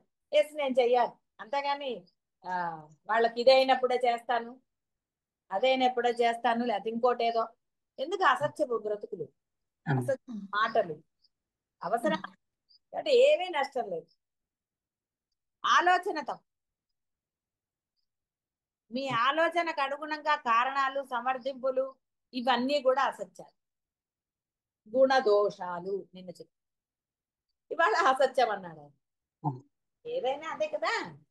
చెయ్యకూడనివి, అనుకోకూడనివి. అసలు అది కొనుక్కుందా అనుకుని ఇది కొనుక్కున్నాను అంటే ఏంటి అర్థం అండి? ఎవడు కొనుక్కోమనండి? నీకు స్వేచ్ఛిచ్చినప్పుడు కొనుక్కుని వచ్చాక అయ్యో అయ్యో అంటే ఏం లాభం అని చెప్పండి. ఇలా రకరకాలు దైనందిన జీవితంలో మీకు ఇవన్నీ అనుభవాలే. ఎక్కడ అనుభవం లేని వాళ్ళు ఎవరున్నారండి? ఎవరు లేదు. ఎందుకంటే నాకు ఇది ఇష్టము, నేను ఇలాగే ఉంటాను, ఇదే చేస్తాను అనటం అనేది సత్యమా అసత్యమా చూసుకోండి. ధర్మమా కాదా చూసుకోండి. ధర్మము సత్యము వేరు వేరు కాదు. ఆ ధర్మము అసత్యంలో మీరు నిష్టగా ఉన్నప్పుడు, స్థితి కలిగి ఉన్నప్పుడు అదే ఆత్మ సాక్షాత్కారం. మీరు అలా లేనప్పుడే ఈ గోళలన్నీ. దొంగగా పనులు చేస్తారు, వాళ్ళు చూస్తుంటప్పుడు చెయ్యరు, వద్దన పని చేస్తారు, ఇవన్నీ అసత్యాలు కాదు. ఎందుకు చెప్పారంటే ఈ పని వద్దని మీకు. అవును. అమ్మా దానివల్ల నీకేదో నష్టం కలుగుతుంది, లేకపోతే ఇంటికి నష్టం కలుగుతుంది, ఇంకోటి అలానే కదా చెప్పారు. అంటే నేను కొన్ని విషయాల్లో చెప్తున్నా, అన్ని విషయాలు అన్నిట్లో మీకు చెప్పట్లేదు. మీరు ఇంట్లో గృహస్థాశ్రమంలో మీకు జరిగేది అంటే ఒక సత్యాన్ని చెప్పినప్పుడు అసత్యంగా ఎందుకు ప్రవర్తించాలి? చెయ్యరు కొంతమంది, కావాలని చెయ్యరు, మొండితనం అనండి, ఇంకోటి ఏదైతే ఏంటండి. వాడు సంతోషంగా ఉండగలడా? వాడు ఆనందించగలడేమో, ఆహా వాళ్ళు చెప్పిన పని నేను చేయలేదని. ఏంటండి పిచ్చి కాకపోతే ఆనందించుకోనియండి. అదే మామూలుగా ఉంటే అందరూ అసత్యాలు అయితే ఫైటింగ్లే కదా ఇంకా ఇంట్లో రణరంగమే. అవునమ్మా వేరేది ఏముంటుంది? ఇంకోటి కూడా ఉంటుంది. మనం చేయకపోతే తర్వాత వాళ్ళే చేసుకుంటారులే. ఈ మధ్య ఒకళ్ళు ఎవరో వచ్చినప్పుడు నాకు గుర్తులేదు ఎవరు. వాళ్ళు చెప్తారండి 4 సార్లు మేము చేయకపోతే వాళ్ళే చేసుకుంటారు, అందుకే నేను చేయటం మానేశానండి అది. ఇది ఒక టెక్నిక్. నువ్వు అసత్యంలో ఉన్నదాన్ని గుర్తించు ఫస్ట్. వాళ్ళు చేసుకుంటారా చేసుకోరా, అక్కడ వస్తువు పాడవుతారు, లేకపోతే ఇంకోటి ఏదో అవుతుంది. గృహస్థ ధర్మంలో ఉన్నాం కాబట్టి ఇక్కడ ఇది ఇట్లాగే అది అట్లాగే అని చెప్పడం కష్టం. ఒక్కొక్కరిది ఒక్కొక్క రకంగా ఉంది. కాబట్టి నువ్వు నీ ప్రవర్తన సత్యముగా ఉందా లేదా, నిజమైన ప్రవర్తనేనా కాదా, కామ క్రోధ లోభాల్లో అంటే ఆ గుణములతో కూడి ఉన్నదా, అవి దుర్గుణాలని చెప్పేశారు. కాబట్టి అనుకోవటం కూడా దుర్గుణమే కదండి. అవునమ్మా వచ్చాయి అసలు అది. కాబట్టి అనుకోవటం అనే దుర్గుణం లేకుండా సద్గుణాలతోటి సత్యంగా ఉండండి. అలాగే. అలాగే శివాయ గురవే నమః. శివాయ గురవే నమః. శివాయ గురవే నమః. శివాయ గురవే నమః. శివాయ గురవే నమః. కాబట్టి జ్ఞానం గురించిన పూర్తి అవగాహన ఈ పాటికి వచ్చి ఉండాలి. కామక్రోధాలు ఇలా అంటే ఉండవలసింది సత్యంలో. సత్య ప్రవర్తన అంటే ధర్మవర్తన అనేది ఎప్పుడూ కూడా మీకు అండగానే ఉంటుంది. అది మిమ్మల్ని రక్షించి తీరుతుంది. దానికోసం పెద్ద ప్రయాస అవసరం లేదు. వృత్తులు ఎవరిని ఉద్దేశించున్నవి అనే ప్రశ్నకు తావేలేదు. విషయము లేని వృత్తి తనకు ఆశ్రయమగు ప్రత్యేగాత్మ కంటే భిన్నముగా తన రూపాన్ని ప్రదర్శించదు. కావుననే అది ఆత్మ విషయకమగు అజ్ఞాన నివృత్తికి ప్రతిబంధకము కాదు. విషయముతో కూడి ఉన్న స్థితి మాత్రమే ముముక్షువునకు సత్ కంటే భిన్నముగా ప్రతీతి గోచరం అవుతుంది. నిర్విషయ వృత్తి ఆత్మరూపముగానే ప్రతిగోచరం అవుతుంది. ఇట్టి ఆత్మ సామీప్యమే జ్ఞాన స్వరూపమైన ఆత్మకు లక్షణాలు. ఉపలక్షణాలు అంటే అసలు లక్షణాలు కాదు. అభిప్రాయం ఏమనగా ఈ వృత్తులు అసత్యము, హింస మొదలగు దుర్గుణముల అభావ రూపములో ఉండుటచే స్వతహాగా వీటికి వేరే రూపమే లేదు, భావరూపము. ఇవి కూడా జ్ఞాన రూపాలే. ఇవి అనేకము కావు, ఇవన్నీ కలిపి ఒకటే. ధ్యానము, ఉపాసన మొదలగునవి కూడా అనేక విషయములతో నిండి ఉన్న వృత్తులను తొలగించేట కొరకు మాత్రమే ఉద్దేశించబడ్డాయి. ఒక ఆత్మవస్తువునందు ఏకతానములై ఉండటయే వాటి స్వరూపం. నమస్కారం గురువు గారు. గురువు గారు అర్థం కావట్లేదు గురువు గారు, కొంచెం వివరించి చెప్పమని ప్రార్థన గురువు గారు. ఏమర్థం కాలేదు? అసలు ఫస్ట్ నుంచి కూడా అసలు ఏం అర్థం కావట్లేదు గురుగారు. అర్థమైనట్టే ఉంటుంది, కొన్ని వర్డ్స్ కొత్తగా అసలు అర్థం కావట్లేదు గురువు గారు. దుర్గుణములు అంటే మీ యొక్క ఆలోచనే దుర్గుణం. అనుకోవటం అవి పొద్దున్న చెప్పిందే. అవన్నీ వాటన్నిటికంటే ఆలోచనలకి ఎప్పుడు రూపం లేదు. లేదు.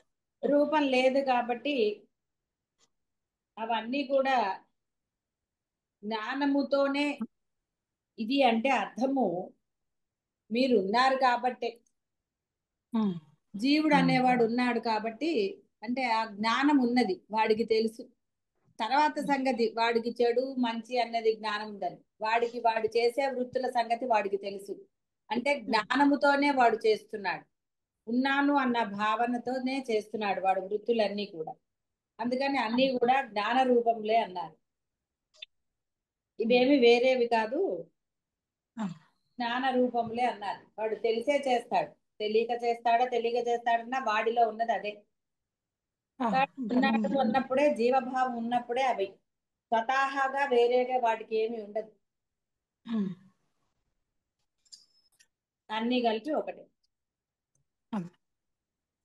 ఈ ధ్యానము ఉపాసన కూడా ఈ అనేక విషయములతో నిండి ఉన్న వృత్తులను తొలగించుకోవటకు మాత్రమే. గురువు గారు, జ్ఞానం లేనప్పుడు అనుకోవచ్చా? ఏమా? ఆ, జ్ఞాని లక్షణాలు లేకపోవటం వల్ల అలా దుర్గుణాలు ఉన్నాయి అనుకోవచ్చా గురువు గారు? అక్కర్లేదమ్మా, జ్ఞాని లక్షణాలు ఎందుకు? ఇప్పుడు మీరు చేసే పనులు మంచి చెడ్డ మీకు తెలీదు, తెలుస్తాయి గురువు గారు. అంతే. అప్పుడు మనం మళ్ళీ విడిగా జ్ఞాని లక్షణాలు లేకపోవటం అనే మాట ఎక్కడి నుంచి వస్తుంది చెప్పు? అందుకనే అవి జ్ఞాన రూపంలే అన్నారు. అంటే ఒక ఏదో 6-7 ఏళ్ల తర్వాత వాడు చేసే పనులు వాడికి తెలుస్తాయి, తప్పు మంచు. వాడి వయసుకి వాడికి కొన్ని తెలుస్తాయి. చెడ్డగా ఎందుకు చేస్తున్నట్టు గురువు గారు? అదే మరి, చెడ్డ అని తెలుసు కదా వాడికి, తెలుస్తుంది గురువు తెలిసే గారు. చేస్తాడు. ఎందుకు ఒకరిని అనవసరంగా అహంకారమా అమ్మా? అహంకారంతో మీరు చేయడం ఏమన్నా అవుతుందా పేరు అమ్మా? పెట్టుకోండి, అహంకారమా అంటే మీరు చేసే పనులకు మీకే తెలియాలి పేర్లు. పొద్దున చెప్పుకున్న అసత్యాలనండి, అమ్మా ఏదైనా అనండి, వాడికి ఏ పేర్లు అయినా సరే మీరే పెట్టుకోవచ్చు. మీ సమర్థింపులకి, మీ కారణాలకి అన్నిటికీ ఏంటి చెప్తారు? వాడికి ఒక పేరు అంటూ ఎక్కడిచ్చు? అందుకని అవన్నీ కూడా దుర్గుణాలే అన్నారు, గుణదోషాలే అన్నారు వాటన్నిటిని. అమ్మా ఏంటమ్మా విజయ? సుజాత సార్. గురువు గారు, అర్థమైంది గురువు గారు. పాదాభివందనాలు గురువు. అందుకని తెలిసే చేస్తారు, మీకు తెలియకుండా ఒకరిని తిట్టరు, తెలియకుండా ఒక పని చెయ్యరు. అంటే చెయ్యకూడని పనులు మీరు చెయ్యటం అనేది జ్ఞానముతోనే. అవును గురువు. తెలుసు చేయకూడదు, కొన్ని కావాలని, కొన్ని మొండితనము, కొన్ని రకరకాలుగా వాటికి ఏం పేర్లు పెడతాను చెప్పండి అసలు? చెప్పడానికి ఏమని ఉంటుంది చెప్పండి అసలు, కదా? కాబట్టి అవన్నీ పోవడానికే ఈ యొక్క ఉపాసన అంటే నామస్మరణ అనేది చేయొచ్చు. ధ్యానము అన్నా నామస్మరణ అన్నా అదే. ధ్యానము అంటే ఏక వస్తువుని ధ్యానించటం, నామం చెప్పటం, సర్వకాల సర్వ అవస్థలు, అంతే. అర్థమైంది గురువు గారు. పాదాభివందనాలు. నీ కూడా ఆత్మవస్తువు అందే ఉన్నాయి, కానీ ఆత్మవస్తువుగా వాడు ఉండటం లేదు కాబట్టి అని సమర్థించడానికి లేదు. ఎందుకు ఉండట్లేదు అంటే సమాధానం ఉండదు. ఉండదు గురువు గారు. జ్ఞాన స్వరూపుడకు పరమాత్మ యందు కార్యకారణముల కల్పన గాని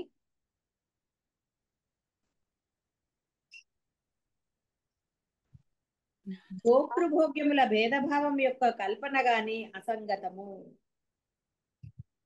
నా తస్య కశ్చిత్ జనిత, దానికి కారణమే లేదు. నా తస్య కార్యం, దాని నుండి పుట్టే కార్యం ఏదీ లేదు. నా తత్ అశ్నాతి కర్చన, దానికి భోక్త ఎవ్వరూ లేదు. నా తత్ అశ్నాతి కించన్, దేన్ని భోగించదు. కర్తృత్వ భోక్తృత్వములనే కదా చెప్పారు. పరమాత్మ యందు కార్యకారణముల కల్పన గాని భోక్తృభోగ్యములు, నేను భోక్తను నేను కర్తను అన్నవి, ఆ భేదభావము అనేది అసంగతం. అంటే లేనిది ఇప్పుడు నేను కర్త, నేను భోగ, నేను చేశాను, నేను అనుభవిస్తున్నాను, ఇవన్నీ కూడా ఎలా అయితే అసత్యాలో అది కూడా అసత్యమే. పరమాత్మ యందు అవన్నీ కూడా ఎప్పుడూ అసంగతాలే, అసలు లేనే లేవు. అందుకని అది ఒట్టిగా చెప్పారు. అంటే ఆ పరబ్రహ్మము నుండి జ్ఞానస్వరూపుడు పరమాత్మకి కారణం లేదు ఆయన చేసే పనులకు. దానికి కర్త భోక్త ఎవరు లేరు. అదే ఒట్టిగా సంస్కృతంలో చెప్పారు అంతే. వేదం ఇదే అంశాన్ని ప్రతిపాదించి చెప్తుంది. ఈ విషయాన్ని దృష్టిలో ఉంచుకుని కార్యకారణ భావాన్ని వర్ణించే శృతి వాక్యములను పఠించినచో అర్థం స్పష్టంగా తెలుస్తుంది. దృశ్య ప్రపంచము నిత్యము అనే భ్రాంతిని నివారించిన కొరకై వేదము ఉత్పత్తి ప్రళయాలను వర్ణించి పరమాణువు ప్రకృతి మొదలగు అన్యకారణత్వాన్ని నిషేధించిన కొరకై వేదము జ్ఞాన స్వరూపమగు పరమాత్మ యందు కారణత్వాన్ని అధ్యారోపం చేస్తుంది. దృశ్య ప్రపంచము నిత్యము అనే భ్రాంతిని నివారించుట కొరకై ఈ యొక్క సృష్టి ప్రళయాలంటే ఈ పుట్టుట నశించుట గురించి వేదము ఉదాహరణలతో చూపించింది. ఈ భ్రాంతి మీకు, ఈ దృశ్య ప్రపంచం మీకు కనపడేది ఎలాగైతే ఈ నేను నిజమని మీరు అంటున్నారో అది అసత్యమైనది, అది నశించేది అని చెప్పడానికే ఉదాహరణ చూపించింది. ప్రకృతి, పరమాణువు ఇవన్నీ కూడా ఏవో కారణాలుగా చూపించినప్పుడు దానిని పరమాత్మ యందు అధ్యారోపణ చేసిందన్న. అంటే ఆ పరబ్రహ్మం ఉన్నది కాబట్టి నీకు అణువులు పరమాణువులు తెలుస్తున్నాయి. పరబ్రహ్మము లేకపోతే వాటి యందు తెలియదు. కాబట్టి అవన్నీ కూడా కేవలము ఆ పరబ్రహ్మము యందు ఉన్నాయి అని అంటున్నారు. అది కూడా పరబ్రహ్మమే, యందు అనేది లేదు, పరబ్రహ్మమే ఉన్నది కానీ పరబ్రహ్మం యందు ఉన్నాయి అని చెప్పబడుతున్నాయి. నిమిత్త కారణము ఉపాదాన కారణముల భేదమును పోగొట్టుకొనుటకై శృతి ఎన్నో దృష్టాంతములను ఇచ్చింది. ఒక దానిని తెలుసుకుంటే సర్వము తెలియననే ప్రతిపాదనను తీసుకొచ్చి బ్రహ్మమే సర్వమైనది, నేను ఒకటి నుండి అనేక మగుదును మొదలగు వచనముల అభిప్రాయము భేదాన్ని నివారించుటయే గాని పరిణామమును బోధించుట కాదు. నేను నుంచి అనేకము ఈ యొక్క అభిప్రాయం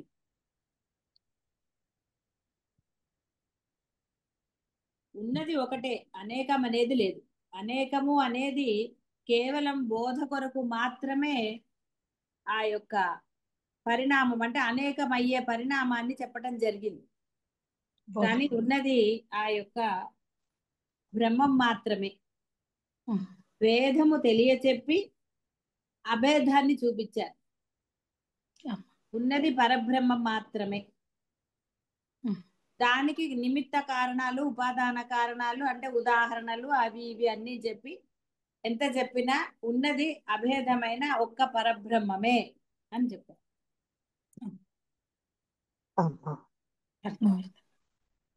పరమాత్మ యొక్క అద్వితీయ అజస్వరూపాన్ని వర్ణిస్తూ బాహ్య అభ్యంతరములలో ఉన్నది అదే అని చెప్పబడింది. బయట గాని లోపల గాని ఏది కానవచ్చుచున్నదో అది పుట్టుకలేని పరమాత్మయే. పరిణామం అనేది నిషేధించటయే.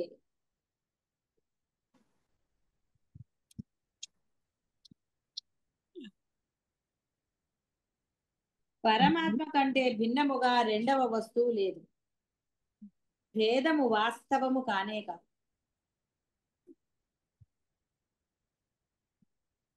ఇదంతా సత్ మాత్రమే, ఇదంతా చైతన్యం మాత్రమే, సర్వం కల్విదం బ్రహ్మ అన్నట్టుగా అంతా పరబ్రహ్మ మాత్రమే. పరమాత్మ కంటే భిన్నమైన ఇతరమును సర్వము వేదము నిషేధించింది. అమ్మా అంత కనిపించేది నశ్వరము అనే అప్పుడు అంటే ఇంత ముందు చెప్పారు కదమ్మా. అప్పుడు మరి పరమాత్మ యందు కనిపించేది అది అర్థం కాలేదమ్మా. మళ్ళీ ఒకసారి వివరించండి అమ్మా. పరమాత్మ ఎందుకు కనిపించలేదు, మీరు అవి కనిపిస్తున్నాయి అన్నారు. దాన్ని అమ్మా. విషయంగా చేశారు. ఒక దానిని ఆ, ఒక వస్తువు మీకు గోచరం అయినప్పుడు దానిని మీరు గమనించినట్టయితే అది అలాగే ఉంటుంది. గమనించినప్పుడు దానిని విషయంగా చేశారు కాబట్టి అది మీకు దృశ్య ప్రపంచం అయ్యింది. అమ్మా. నానా విధాలుగా పరిణామం చెందింది. గుర్తించినప్పుడు పరిణామం చెందలేదు.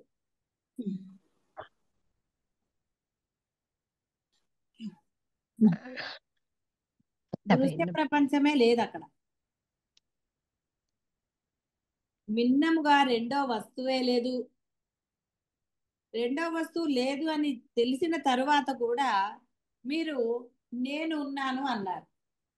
అమ్మా ఇంకా ఉన్నాను అన్న తర్వాత ఇక చెప్పక్కర్లేదు. ఏమిటి జరుగుతుందో మీకు తెలుసు. అవునమ్మా. అనేకమా. శ్రీ గురుభ్యో నమః. గురువు గారికి పాదాభివందనాలు తల్లి. ఉమ్. ఉన్నది పరబ్రహ్మే అని తెలిసి నా లోపల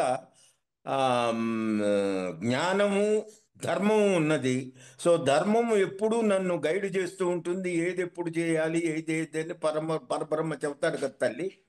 మరి ఈ ఆచరణ బయటకు వచ్చేటప్పటికి భేదం ఎందుకు వచ్చేస్తుంది తల్లి? మరి వేదం ఎవరు కల్పించారు? నా ద్వారానే వస్తుంది, కానీ తప్పేదో మంచేదో చెప్తూనే ఉన్నారు కదా తల్లి. మీరు ధర్మం లోపల బ్రహ్మం అంటున్నారు, లోపల బయట బ్రహ్మం లేదా? ఉన్నది లోపల బయట అని ఇప్పుడే కదా చెప్పావు. బయట గాని లోపల గాని ఏది కానవచ్చుతున్నదో ఆ పుట్టుకలేని పరమాత్మయే. మీరు కరెక్ట్ తల్లి.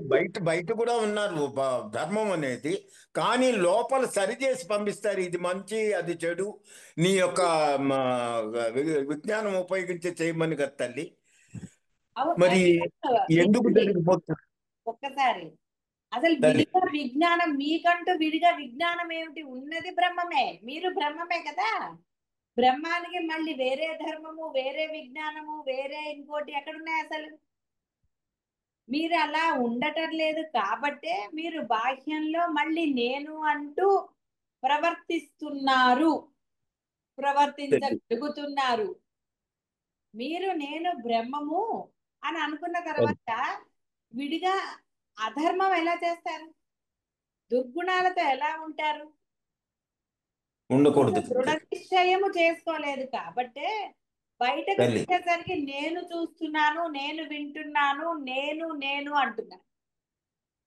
నేను తోటి వ్యవహారం చేస్తున్నారు. మరి ఎందుకు చేస్తున్నారు?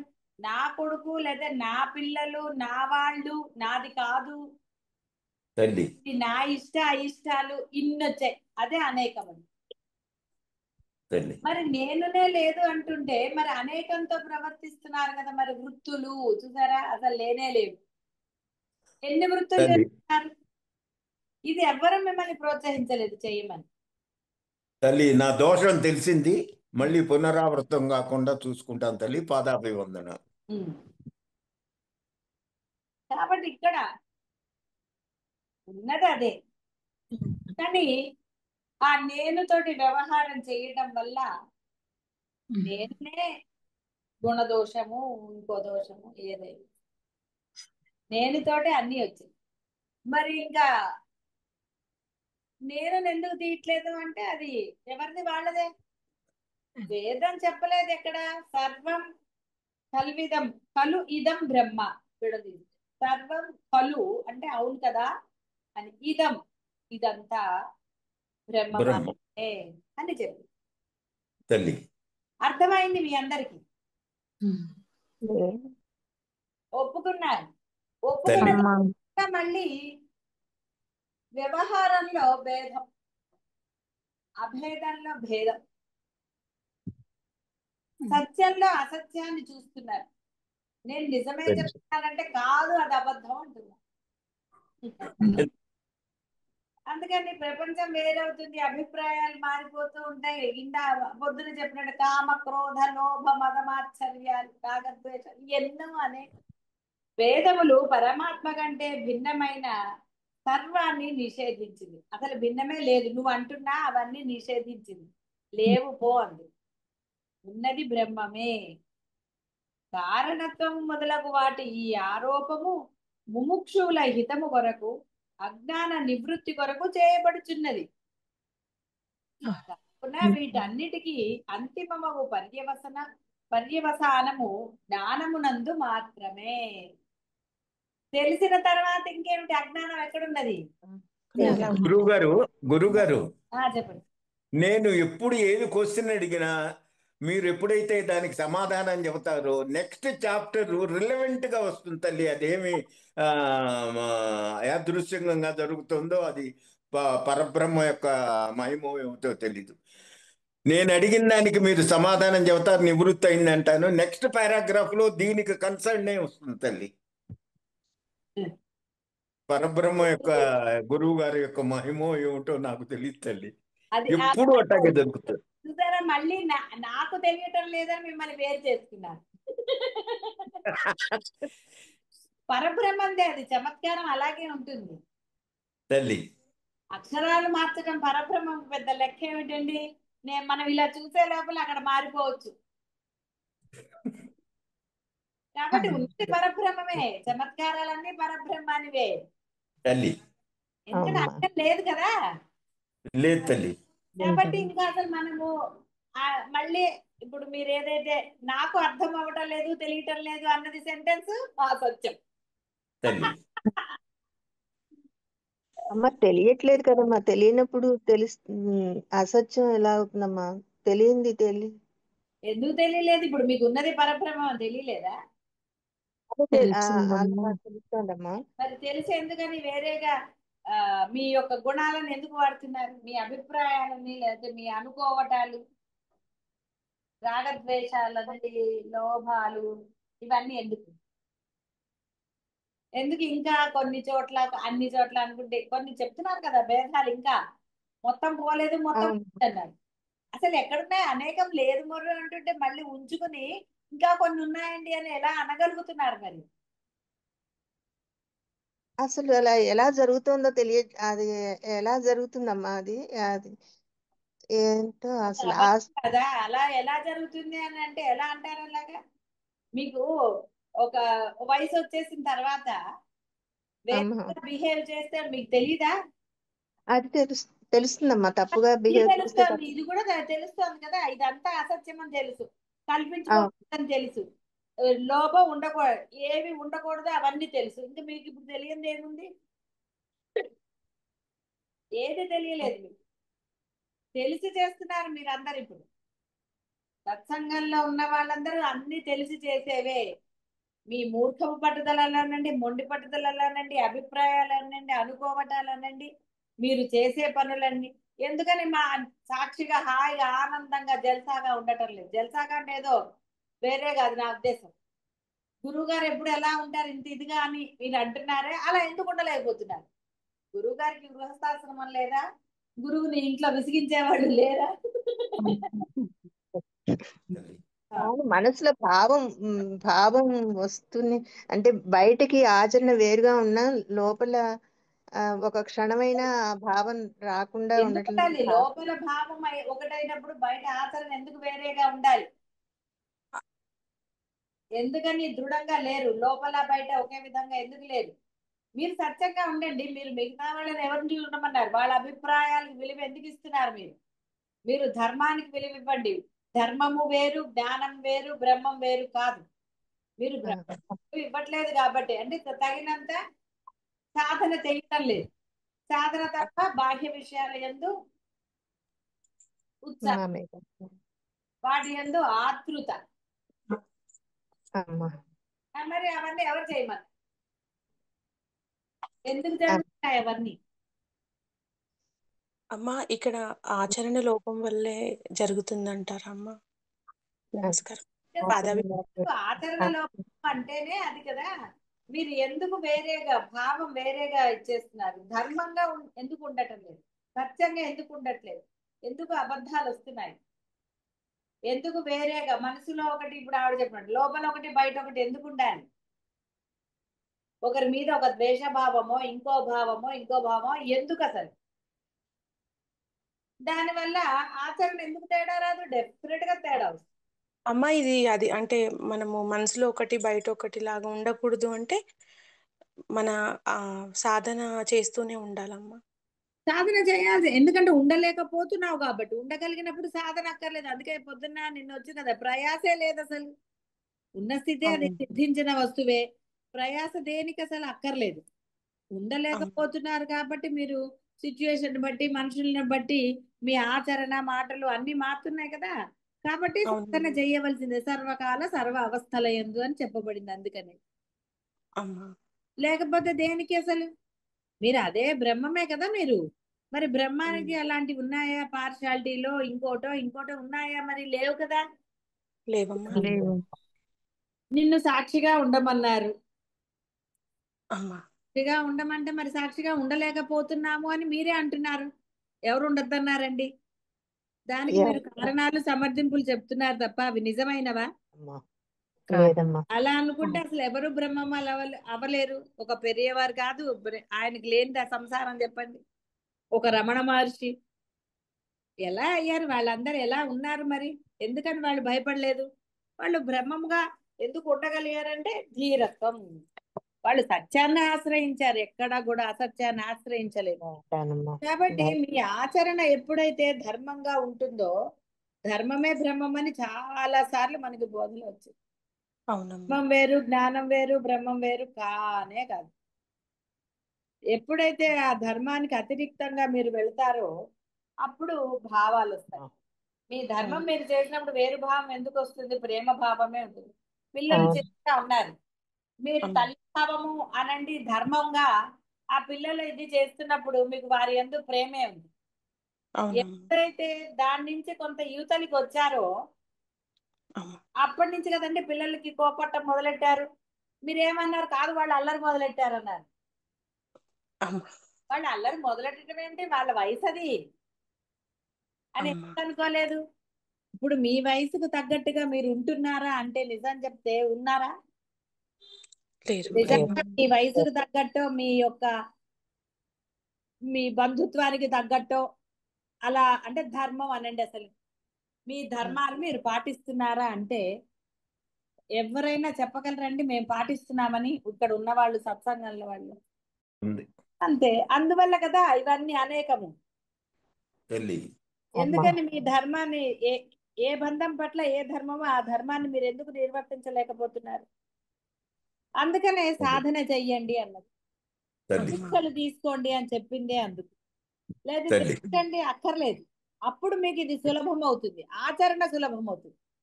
తల్లి అమ్మా ఏది చెయ్యాలో అది చెయ్యకుండా ఆచరణ కష్టం అన్నారు. చదవకుండా పరీక్ష ఎట్లా రాస్తాడండి వాడు? అందుకే కష్టం అంటాడు. అదే లేదు అసాధ్యం. అమ్మా చదివేస్తే టకటక రాసేస్తాడు. వాడు దిక్కులు కూడా చూడు, టకా రాసేస్తాడు. అవునమ్మా ఇది అవునమ్మా అంటే దీక్షలు చేసి మీరు సత్యంలోనే ఉండాలని మీరు నిర్ణయించుకుంటే దృఢంగా తల్లి ఎక్కడ వైపు చూడకుండా, ఇప్పుడు టీవీ సీరియల్ చూస్తారు, లేకపోతే ఏదో పక్కనే ఏమన్నా తెలుస్తుందండి? ఏం లేదు తెలియదు.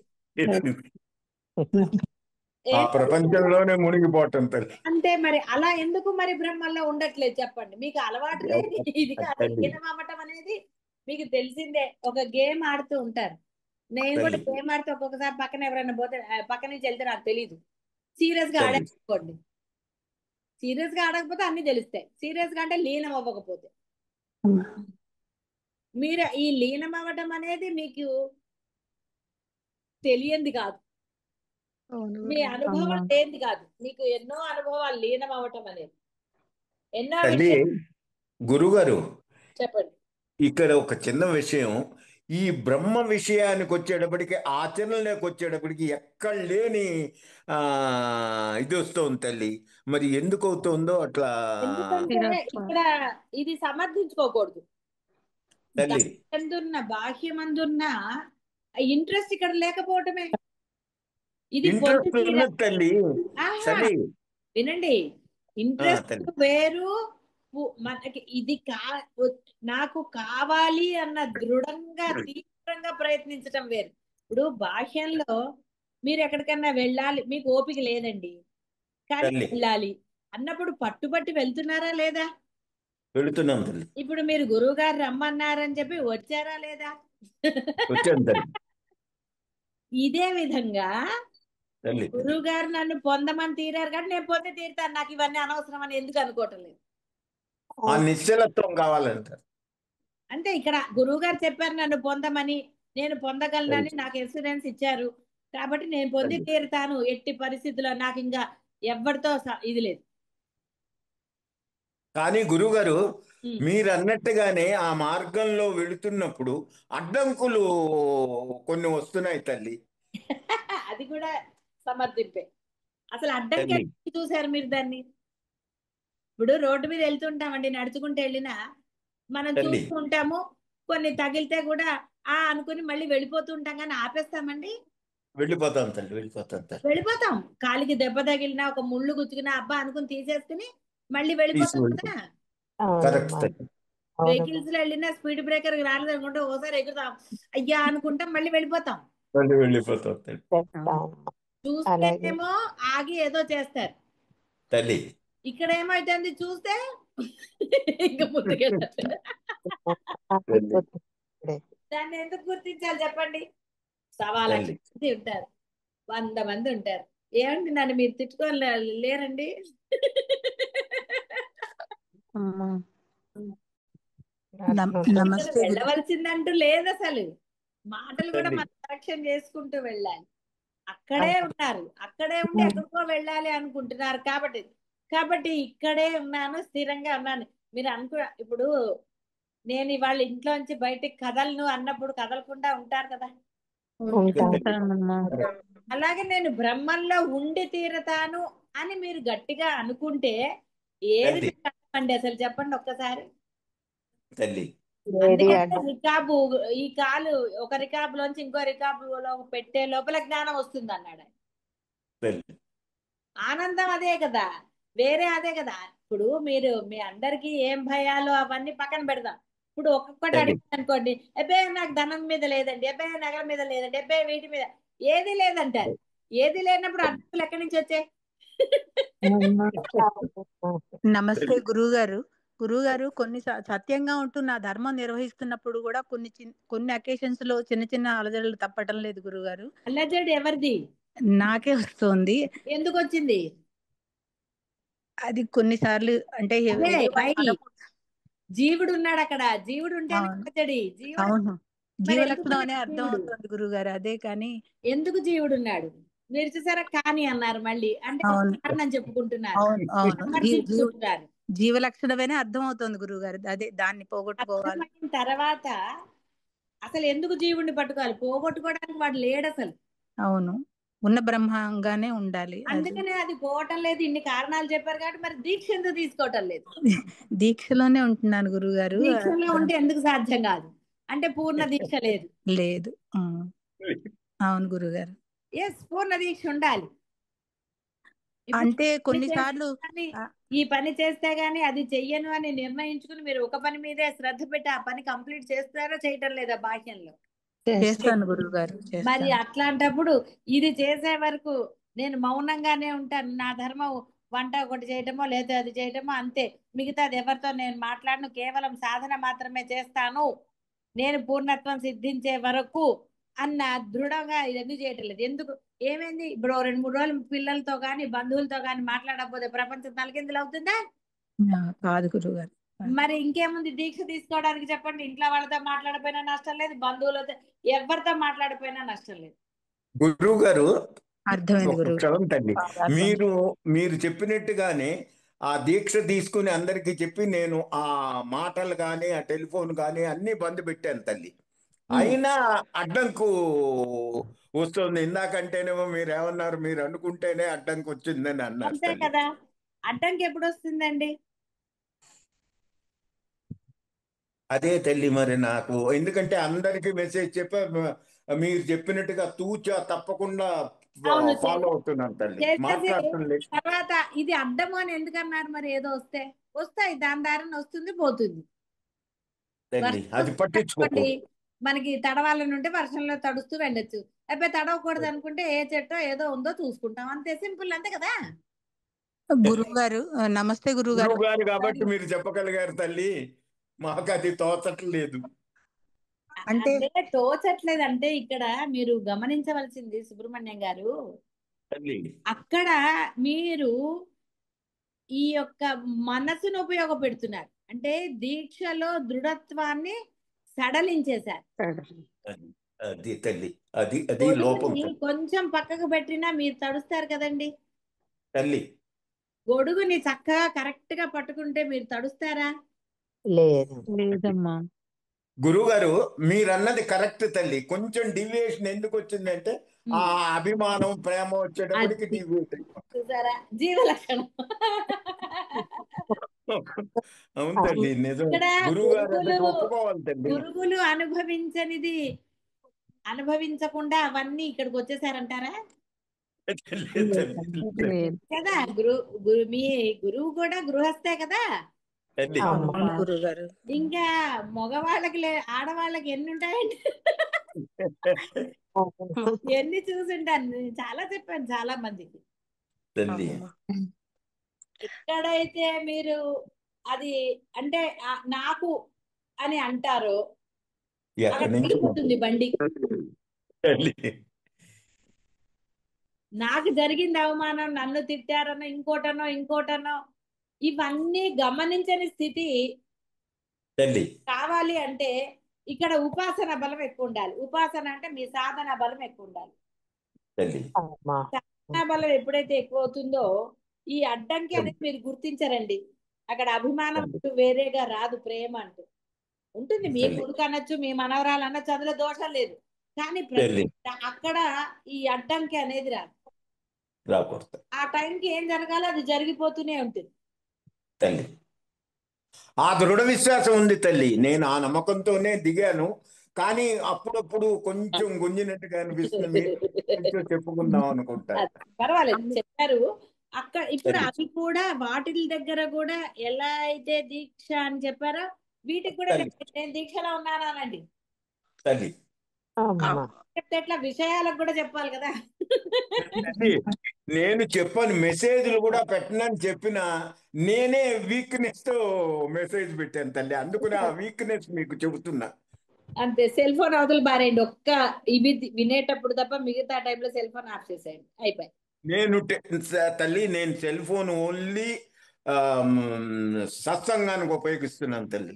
అంతే, ఇంకేముంది. మెసేజ్లే వెళ్ళి వాట్సాప్ లో అన్ని డిలీట్ చేసేయడం. రికార్డింగ్ కావాలి కాబట్టి కొంచెం డివియేషన్ నేను ఎందుకు చెబుతున్నానంటే మెసేజ్లు కూడా వద్దన్న వాడిని మెసేజ్లు రిప్లై చేయటం మొదలు పెట్టి అది తప్పు అయిపోయింది తల్లి. అంతే మరి, తప్పదే. మన దగ్గరే ఉంటుంది, ఎక్కడ వేరే దగ్గర లేదు. మీకు ఇచ్చారు, అవునమ్మా. సమస్య ఇచ్చారు. అది తెలుస్తుందమ్మా. అది ఏదైనా ఒక తప్పు జరిగింది అని అంటే ఎందుకు అని అంటే దానికి సమాధానం కూడా తెలిసిపోతుందమ్మా. కానీ అది కానీ అన్నారంటేనే జీవ లక్షణం. అమ్మా తప్పెందుకు జరిగింది అమ్మా, మీరు తప్పు జరిగితే తెలుస్తోంది అన్నారు. అసలు జరగటం ఎందుకు తప్పు? అంటే ఒక డిస్టర్బెన్స్ వచ్చిందంటే దానికి ఏంటి అసలు అది డిస్టర్బెన్స్ అని అదే మరి చెప్పేది. అసలు డిస్టర్బెన్స్ అని ఎందుకు అన్నారు? అమ్మా ఎందుకు డిస్టర్బెన్స్ అది? అమ్మా బయట ప్రళయం వచ్చిందండి, అమ్మా మీరు ఇంట్లో నిశ్చితంగానే ఉంటారు కదా, మేము బాగున్నామని. దేశంలో ఎక్కడో వచ్చింది, లేదా వేరే దేశంలో వచ్చింది, అయ్యో అంటారు తప్ప మీరే ఇదైపోతారా? లేదు లేదు. మరి ఆ డిస్టర్బెన్స్ మీకే అని ఎందుకు అనుకుంటున్నారు? మీకు ఏంటంటే అక్కడ ఆ ఇంట్రెస్ట్, అలా ఆందోళన పడటం. దేనికి ఆందోళన? అన్నపూర్ణ చెప్పబోయావు. గురువు గారు అదే అంటే వేరే వాళ్ళు ప్రవోక్ చేసినందువల్ల వచ్చింది అని ఒక ఫీలింగ్. అది కూడా ప్రవోక్ కాబడింది ఎవరు? నేనే జీవుడుగా గురువు గారు. అదే మీరు నన్ను ఎన్నిసార్లు ప్రవోక్ చేయలేదు? అమ్మా అమ్మ గురువు గారు గురువు గారికి నా స్థితికి ఇక్కడ సంబంధం గురువు గారు. ఓకే, ఇక్కడది అనుకున్నా నాకు జరగలేదంటారా చెప్పండి. అవును గురువు గారు, అదే అయితే ఆ పట్టుదల మీలో ఉండాలి. అయితే నాకప్పుడు ఇది బ్రహ్మం అని నాకు తెలియజెప్పే గురువులు లేరు. కానీ ఆ అమ్మని అంత శరణాగతి నేను అంటే ఏది అవమానాన్ని గుర్తించలేదు, పొగడ్తలు గుర్తించలేదు. ఆ స్థితి అమ్మిచ్చింది గురువు గారు. మరి మీరు ఆ విధంగా ఎందుకని అటు శరణాగతి పొందటం లేదు, ఇటు దీక్షలు చేయటం లేదు. రెండిట్లో ఏదో ఒకటి చేయాలని చెప్పాం కదా. అవును, గురువు గారికే శరణాగతితో ఉంటున్నాను. కరెక్ట్. శరణాగతి చెప్పినప్పుడు మరి బాహ్య విషయం ఎలా గుర్తొస్తుంది? అక్కడ గురువు ఎందుకు గుర్తు రాలేదు? అవును, బాహ్యంలో రియాక్షన్ వచ్చింది గురువు గారు. అది మరి అక్కడ గురువు ఉంటే రియాక్షన్ వస్తుందా? మరి అప్పుడు గురువు గారు చెప్తారు మౌనంగా ఉండమని అనుకుంటూనే మళ్ళీ కొంచెం అది చూసారా, గురువుని పక్కకు దోసేశారు. తలుచుకుంటాను గురువు గారు చెప్తారు మౌనంగా ఉండమని, కానీ ఉండకపోవడం వల్ల అని అనుకుని ఆ క్షణం ఆ సిచ్యుయేషన్ లో అయితే రియాక్షన్. శరణాగతి అంటే కేవలం తలుచుకోవటం కాదు, ఆచరణ పెట్టటమే. అంటే గురుబోధని తలుచుకుంటాను గురుగారు, గురువు గారికి శరణాగతి. కానీ గురుబోధన తలుచుకున్నా మీరు ఆచరణ పెట్టినప్పుడు తలుచుకుని ఏమిటి ఉపయోగం? అవును, అది లోపం తెలుస్తుంది గురువు గారు, తెలిసింది. కాబట్టి బోధ గుర్తొచ్చింది అన్నారు. శరణాగతి ఏది మరి? శరణాగతి అంటే ఏంటి? నేనంటూ లేనే లేను. అవును అవును, అసభక్తి అని చెప్పుకోలేదు. అవును అవును అవును, చెప్పాడా? స్వామి కార్యం కోసం వచ్చారన్నాడు, అంతేగాని నాకు అప్పగించబడిందని కర్తృత్వాన్ని తీసుకున్నాడా హనుమంతుడు ఎక్కడన్నా? లేదు. నేను విశ్రమించిన స్వామి కార్యం అన్నాడు, అంతేగాని నా కార్యం నాకు అప్పగించబడింది, నేను చెయ్యాలి, ఇది ఈ పని అయ్యే వరకు అనలేదు అతను. స్వామి కార్యం పూర్తయ్యే వరకు అన్నాడు.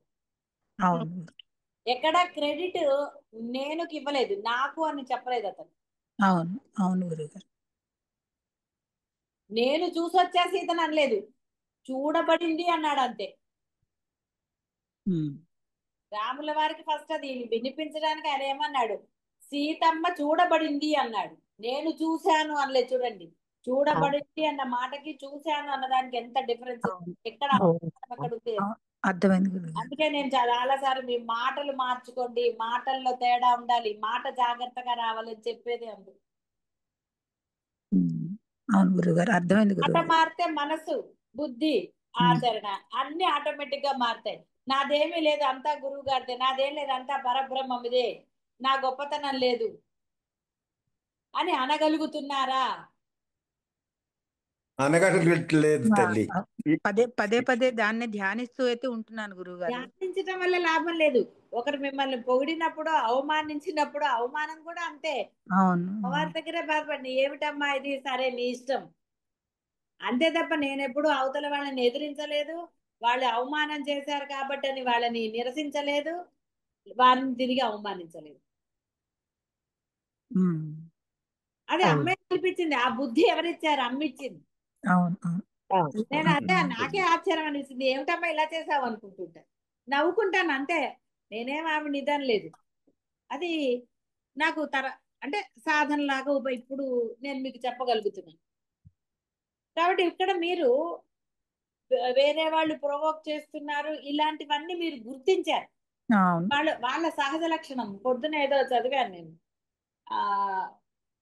అది ఏదో అన్నాడు అనమాట. ఒక అతను అంటాడు, గురువు గారిని ఏదో అడుగుతాడు, మీరు ఎంతో ఇది చేశారు కదా, మీరు ఎంతో మంచి చేశారు కదా, అయినా వారందరూ మీ గురించి చెడుగానే చెప్తున్నారు ఏమిటి, అలా చెడు ప్రవర్తన చేస్తున్నారు, మీ పట్ల కూడా ఆచరణ బాలేదు కదా అంటే ఆయన అంటారు, నాకు చేతనైంది నేను చేశాను, వాళ్ళకు చేతనైంది నేను చేస్తున్నాను. ఎవరి గుణం వాళ్ళే.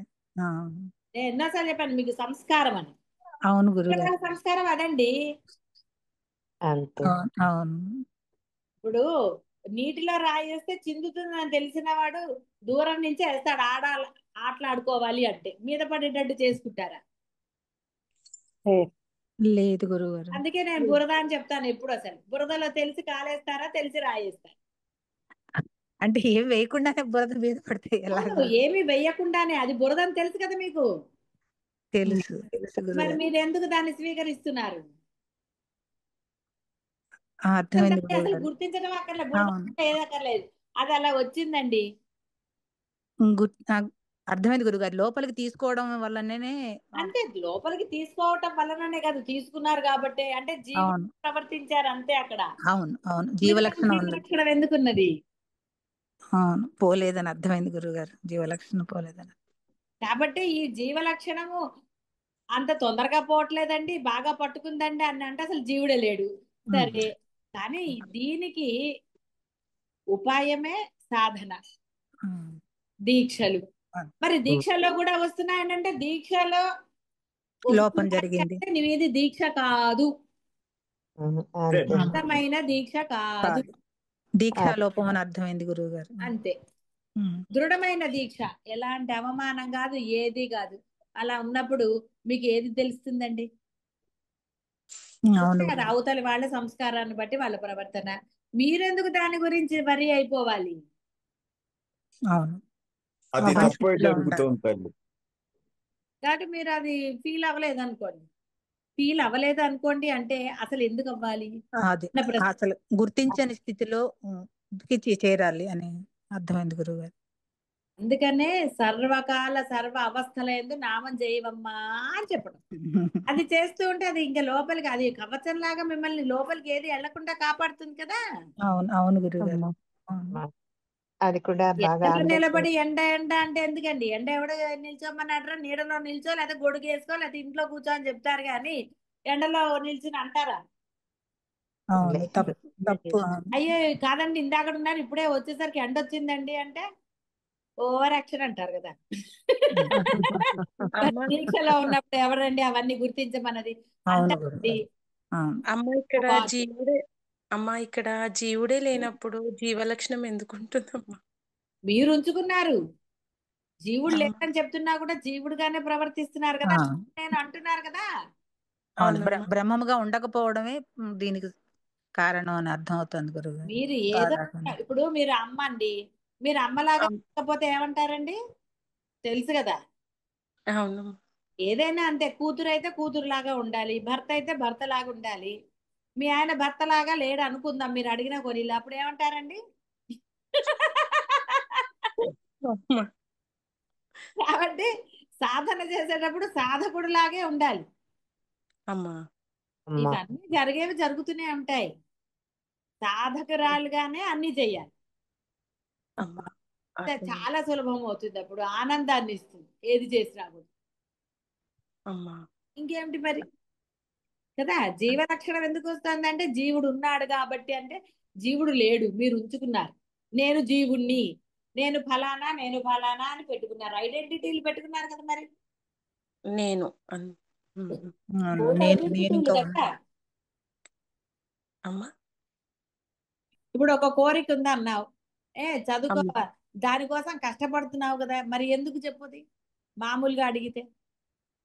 అవునమ్మా, కానీ ఇష్టమైంది కాబట్టి కష్టాన్ని లెక్క చేయటం లేదు. అవునమ్మా, మరి ఇది ఇష్టంగా, అంత ఇష్టంగా లేదు కాబట్టి ఇక్కడ కష్టాలు కనపడుతున్నాయి. సింపుల్, అందరికీ, నీకు ఒక్కదానికే కాదు, నీదొక ఉదాహరణ కాబట్టి చెప్తాను. అలాగే అందరికీ అంతే, బాహ్యంలో ఏది ఇష్టమో అక్కడ కష్టమే కనపడదు. చాలా సార్లు చెప్పబడింది ఇది బోధలు. ఇష్టమైనప్పుడు కష్టం ఎక్కడుందండి? ఉండదు. కాబట్టి అంత ఇష్టం ఉండాలి, కష్టాన్ని గుర్తించనంత ఇష్టం ఉండాలి బ్రహ్మం మీద. అట్లాగే ఉంటారు లేదు కాబట్టి అంత దృఢంగా ఆ దీక్ష సమయాన్ని దీక్షలోనే ఉంచాలి. ఉపవాసం చూడండి, కొంతమంది ఎప్పుడు తినకూడదండి, అయ్యో ఇవాళ పెట్టారు, ఇవాళ అయ్యో ఏకాదశి నేనేం తినకూడదే అని ఎంత దిగులు పడతారు. దిగులు పడ్డారంటే ఉపవాసం అవుతుంది అది? అవదమ్మా.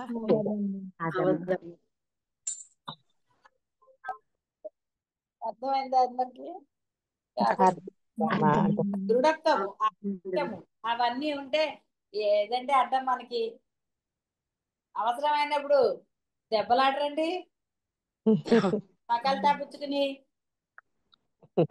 అలా ఉండాలి. ఆ ధైర్యం, కశ్చిత్ ధీర, ధీరత్వం ఉందనుకోండి, పొందటం ఎంతసేపు అండి? అమ్మా సరే, శుభం పోయాలి.